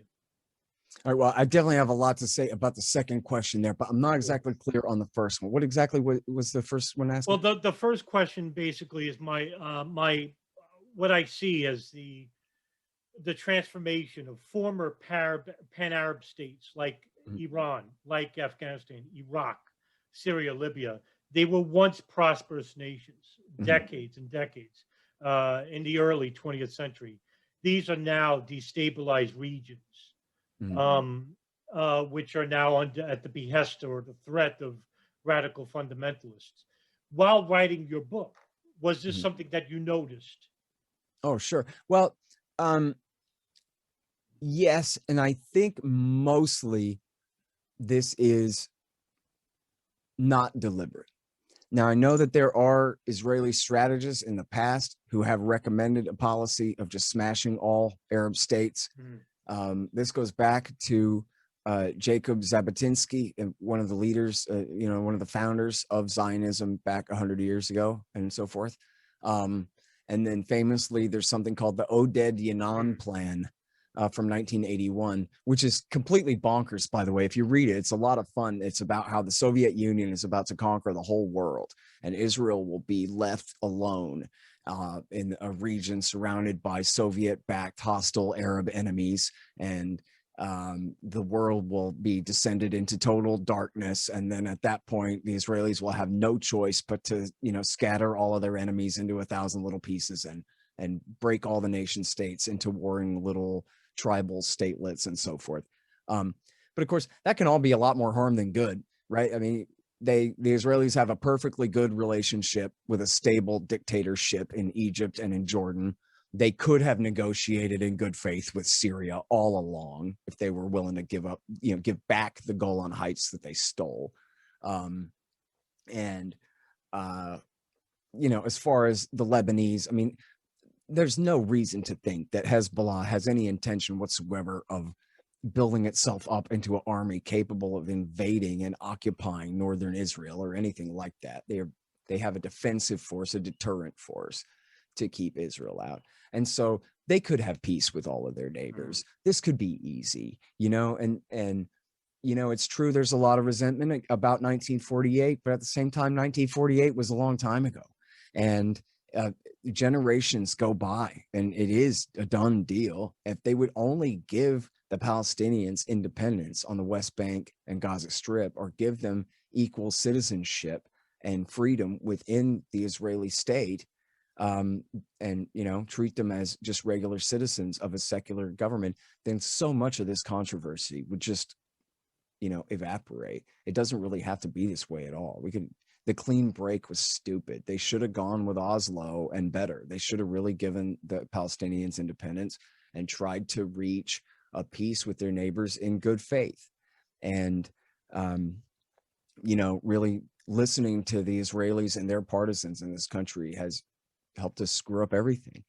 But when it comes to like Iraq War II, I really honestly believe that they thought it was going to be easy. It wasn't supposed to be, okay, it'll be a terrible disaster and 1 million people will die, but we'll succeed in breaking the country into 3 factions and sectarian cleansing and this and that. Now, I do think that actually there are probably some cynics in there who thought that this is a good second place. If we're not going to get a Hashemite king or Ahmed Chalabi to, some easy sock puppets to rule the country for us, then yeah, divide them and conquer them is second place for that. Although even like if you look at the Sunni turn in Iraq in 2007, where Petraeus and them launched the awakening and started backing the Sunnis for a time and attacking Muqtada al-Sadr during that time,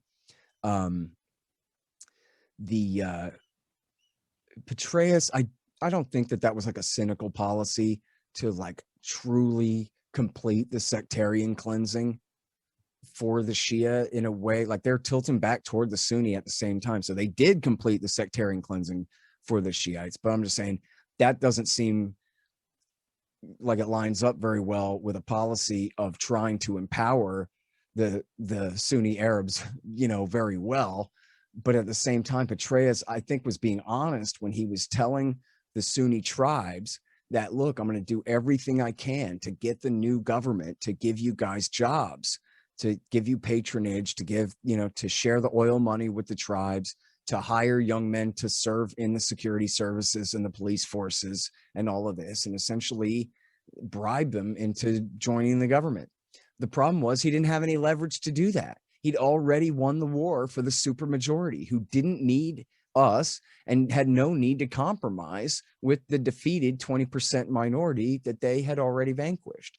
And so I think he would have preferred, I think the policy would have, I think they would have preferred that the Sunnis had a share of the power in the parliament, that the Surge would have been able to work to create those political reconciliations, that they could solve their problems through parliamentary procedure instead of war.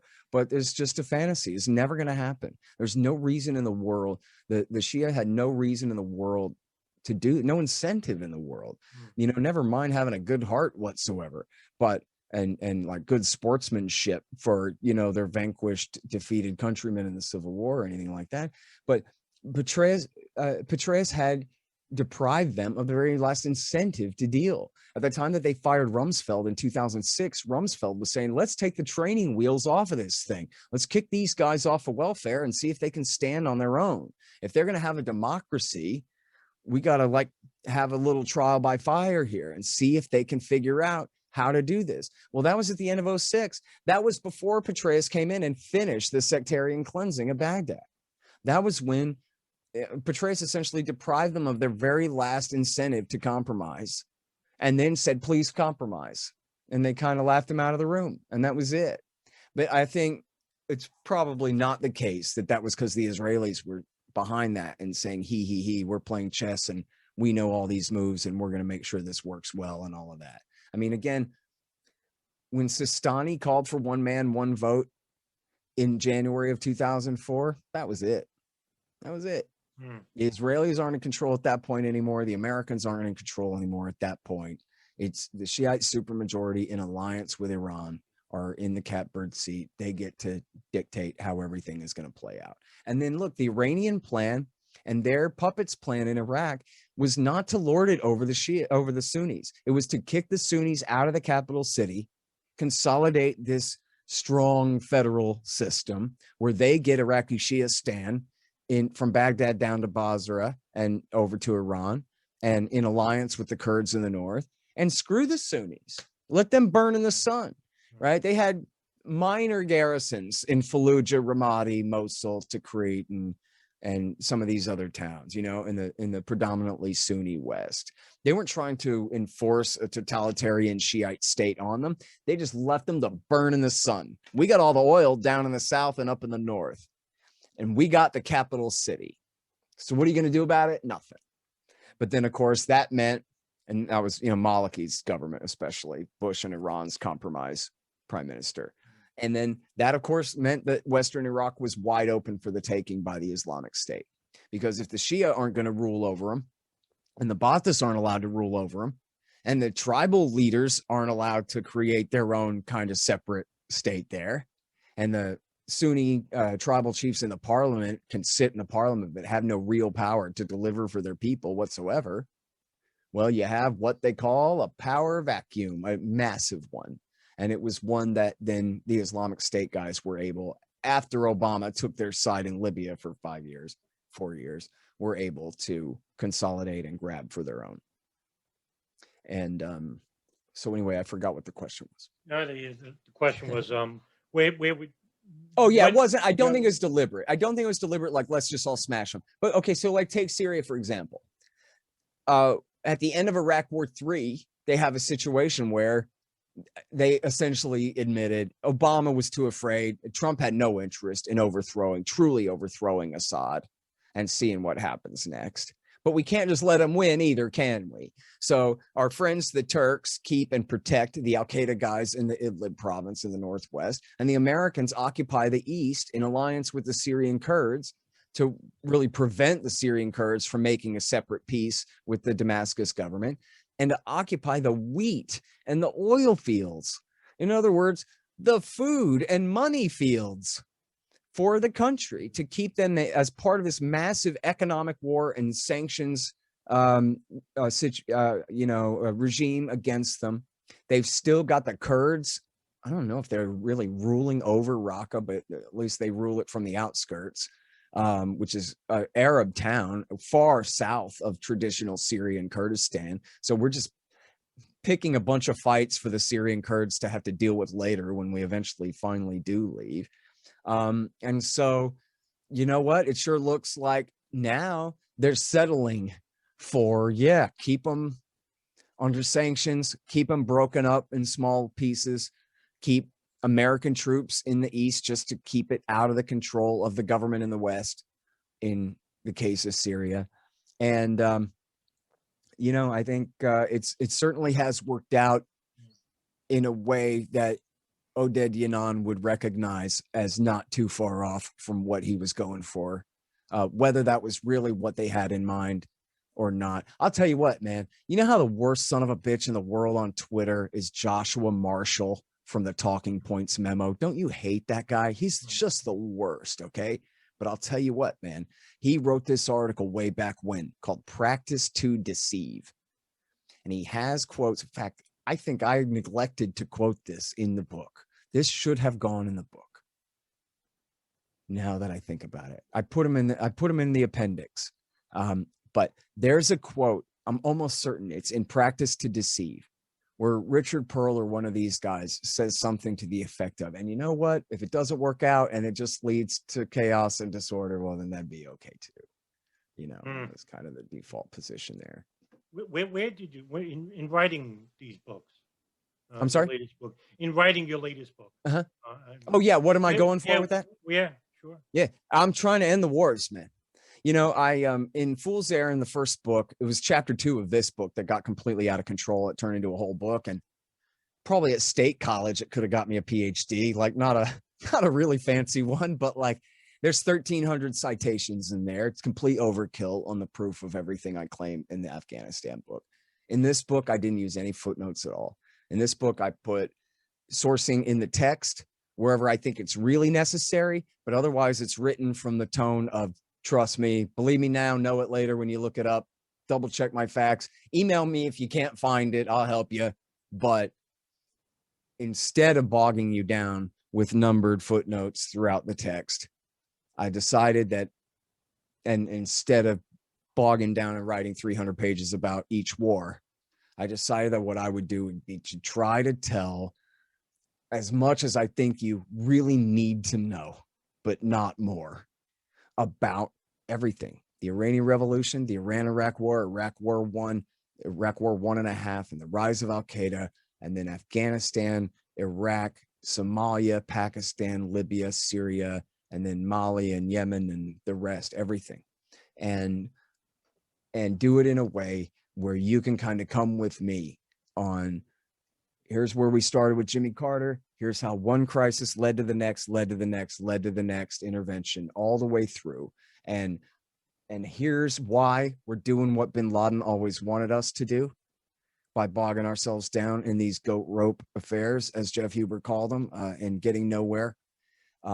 And that our government is responsible for the massive sectarian war in the region now, where first they took the side of their regional adversary. And so ever since then, they've been on the side of our actual enemies, these blood-soaked terrorists who slaughtered American civilians in order to make up for the fact of their terrible war. And then by the end of the thing, you're supposed to get it. By the end of the thing, you're supposed to agree with me that we just have to call this off. If you give George Bush a writ to kill 100 men or 400 men, he will kill 1 million. And his successor will kill another 1 million. And his successor will kill another 500,000 people. And on we go, fighting wars most of the time now for the terrorist factions, the bin Ladenites, against their Shiite enemies. And so therefore, if that's right, and it is, then we just have to call it off. The national security state will not fight a war against terrorism for us. They will only do what they wilt. and consequences for the American people, the British, and whoever else be damned. And so that's it. We have to shut them down. They are not our security force. They are our enemy, just the same as they are bin Laden's, as Michael Scheuer put it, indispensable ally. And so we must withdraw all support for this effort. It's been 20 years. That's enough. And the way the book is written is meant to be not for my audience, but for my audience to give to their people, your friends and family, your co-workers, regular Joes. Now, honestly, Adam, I really wanted it to be 150 pages. I wanted you to be able to give this to your Uncle Bob and be like, look, Uncle Bob, it's just 150 pages, okay? You got no excuse. But there's no way I could do 15 words in 150 pages. So it turned into 300 anyway. But the comments say it's an easy read. It's quick and easy, and it's easy to understand for such a complicated subject that, yes, we get it. We're doing bin Laden's dirty work for him. Yes, we get it. We're fighting on the side of the Shiites and on the side of the bin Ladenites. Yes, we get it. Saudi and Israel's interests are not the interests of the American people, even though for some reason they are paramount in Washington, D.C., and our interests have to take a back seat. And all of these things, those themes come through in the book. And by the end of the book, you got to admit it. That's what it's for. And then what I'm trying to do now, I've been very caught up sending them to donors to the Libertarian Institute and you know, friends and family and people who help contribute to the book and all of these things. I don't have a mail room here. I'm a kind of a one-man show as far as that goes. But the next project, like this weekend and into next week, is to send hundreds of books out to as many media people as I possibly can in the country, to every middle-ranked newspaper, to every AM radio show host, I want to send a box of 10 to every decent peace group in the country so that the leaders of their group can all read it.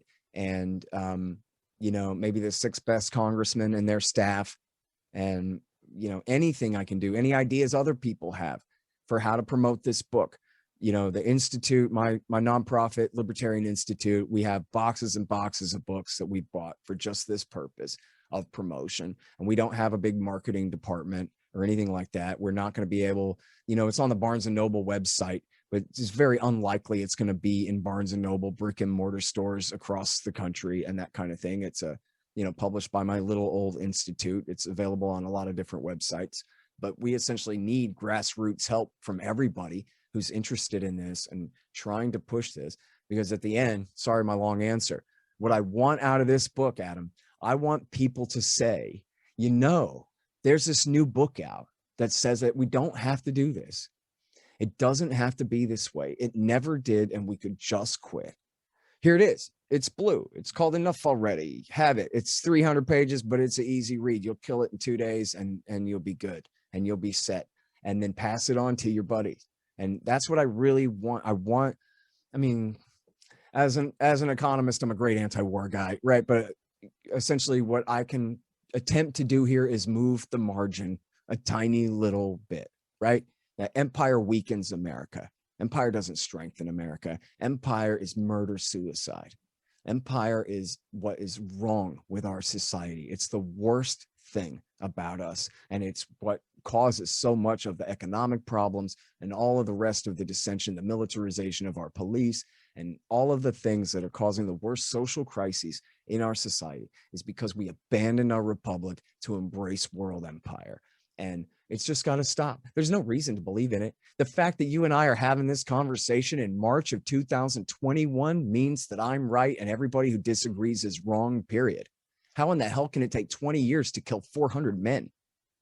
How can it be? How could anyone think that Dick Cheney or David Petraeus are being honest men when they say, yes, we're going to have to confront this terrorist enemy for the rest of our lifetimes and our kids and our grandkids' lifetimes? Yeah, really? As long as we keep working with Saudi Arabia to back these mercenary terrorists around the world, then yes, they're going to exist. Otherwise, that's a load of crap.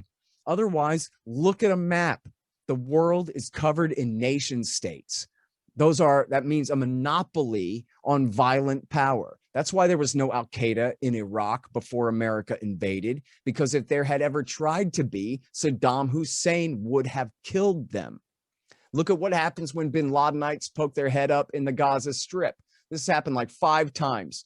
Some preacher comes out and goes, yeah, I'm an al-Zawahiri. That's who I like. Next thing you know, Hamas's Qassam Brigade comes and massacres them. They don't even get hanged from ropes. They get machine gunned to death in their mosque by Hamas. This is our strip, not yours. That's what it means to have a monopoly on force. If America would just knock it off, let the Taliban and whoever their new coalition partners are rule Afghanistan, let whoever rule, let the Ba'athis rule Syria, and let the Shia and the tribal Sunni leaders rule Iraq. None of them have an interest in supporting al-Qaeda.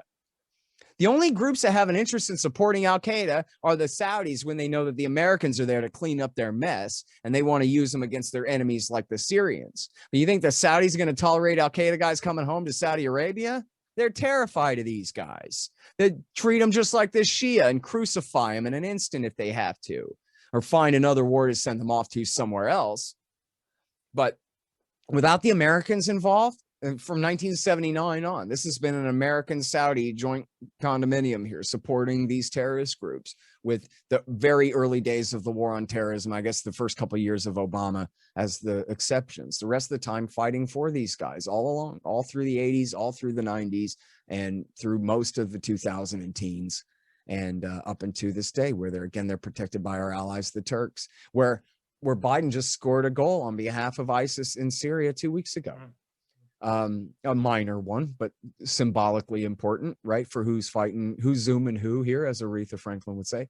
And so that's the point of the book, is enough already. That's it. And, a lot of people told me they hated that title. I just couldn't think of a better title. And now I love it. I'm so glad that I did call it that and didn't go with any of the other suggestions, because that is the point of the book. And of course, like, it's a lie, right? Just like Fool's Errand, Time to End the War in Afghanistan. It's not a 300-page case for leaving Afghanistan. It's a 300-page history of the war in Afghanistan, right? This is not a 300-page case for let's end the war on terrorism. This is me just telling you the story of the history of the war on terrorism. By the time we get to the end, Time to End the War on Terrorism, that's the last 3 pages, right? And if you ain't convinced by then, well, screw you, man. I don't know what to say, right? But so the title is misleading. The book is not a polemic about this is why war is wrong, right? This is an alternative history of the war on terrorism since 79. And by the time you're done reading it, you'll know I'm right. You'll want to give it to your right-wing Uncle Bob and convince him too. I mean, hey, Donald Trump said it. Donald Trump said going to the Middle East was the worst mistake any American president ever made, ever. The worst decision. Now, that's not true. Woodrow Wilson getting into World War I was far worse. But still, man, that's some powerful talk from a Republican presidential candidate and president. He ran on repudiating W. Bush's legacy in the Middle East. And thank God for that. It's the most important thing that Donald Trump ever did. Because it means that whenever we talk to the right, we can say, look, Donald Trump said this is the worst thing we ever did. And he's right. You can't deny it, man. It is. It's wrong. And we have to stop it. And I honestly, man, I think that the American people, I mean, the polls show the American people agree with me already, us, right? But it's not a priority. We got to make it a priority. We have to bring this back to people's attention, put it back on their radar. Is this something we're still doing? Afghanistan, Syria, Iraq, Somalia, Yemen. We're still in all these countries? Really? People say it to me. We're at war in 5 countries right now? Yeah, we are. And that's intolerable. We have to stop it. And they agree with that. But it's just a matter of putting it back on their list of things that must be done. And frankly, for all the crises that our countries face, how can we ever begin to make things right until we abandon the world empire? We just can't. We just can't. And so it's got to be step 1. The book is enough already. Time to End the War on Terrorism. Scott Horton, thank you very much for coming on. Absolutely. Thank you. Thank you both very much for having me. Appreciate it. Thank you.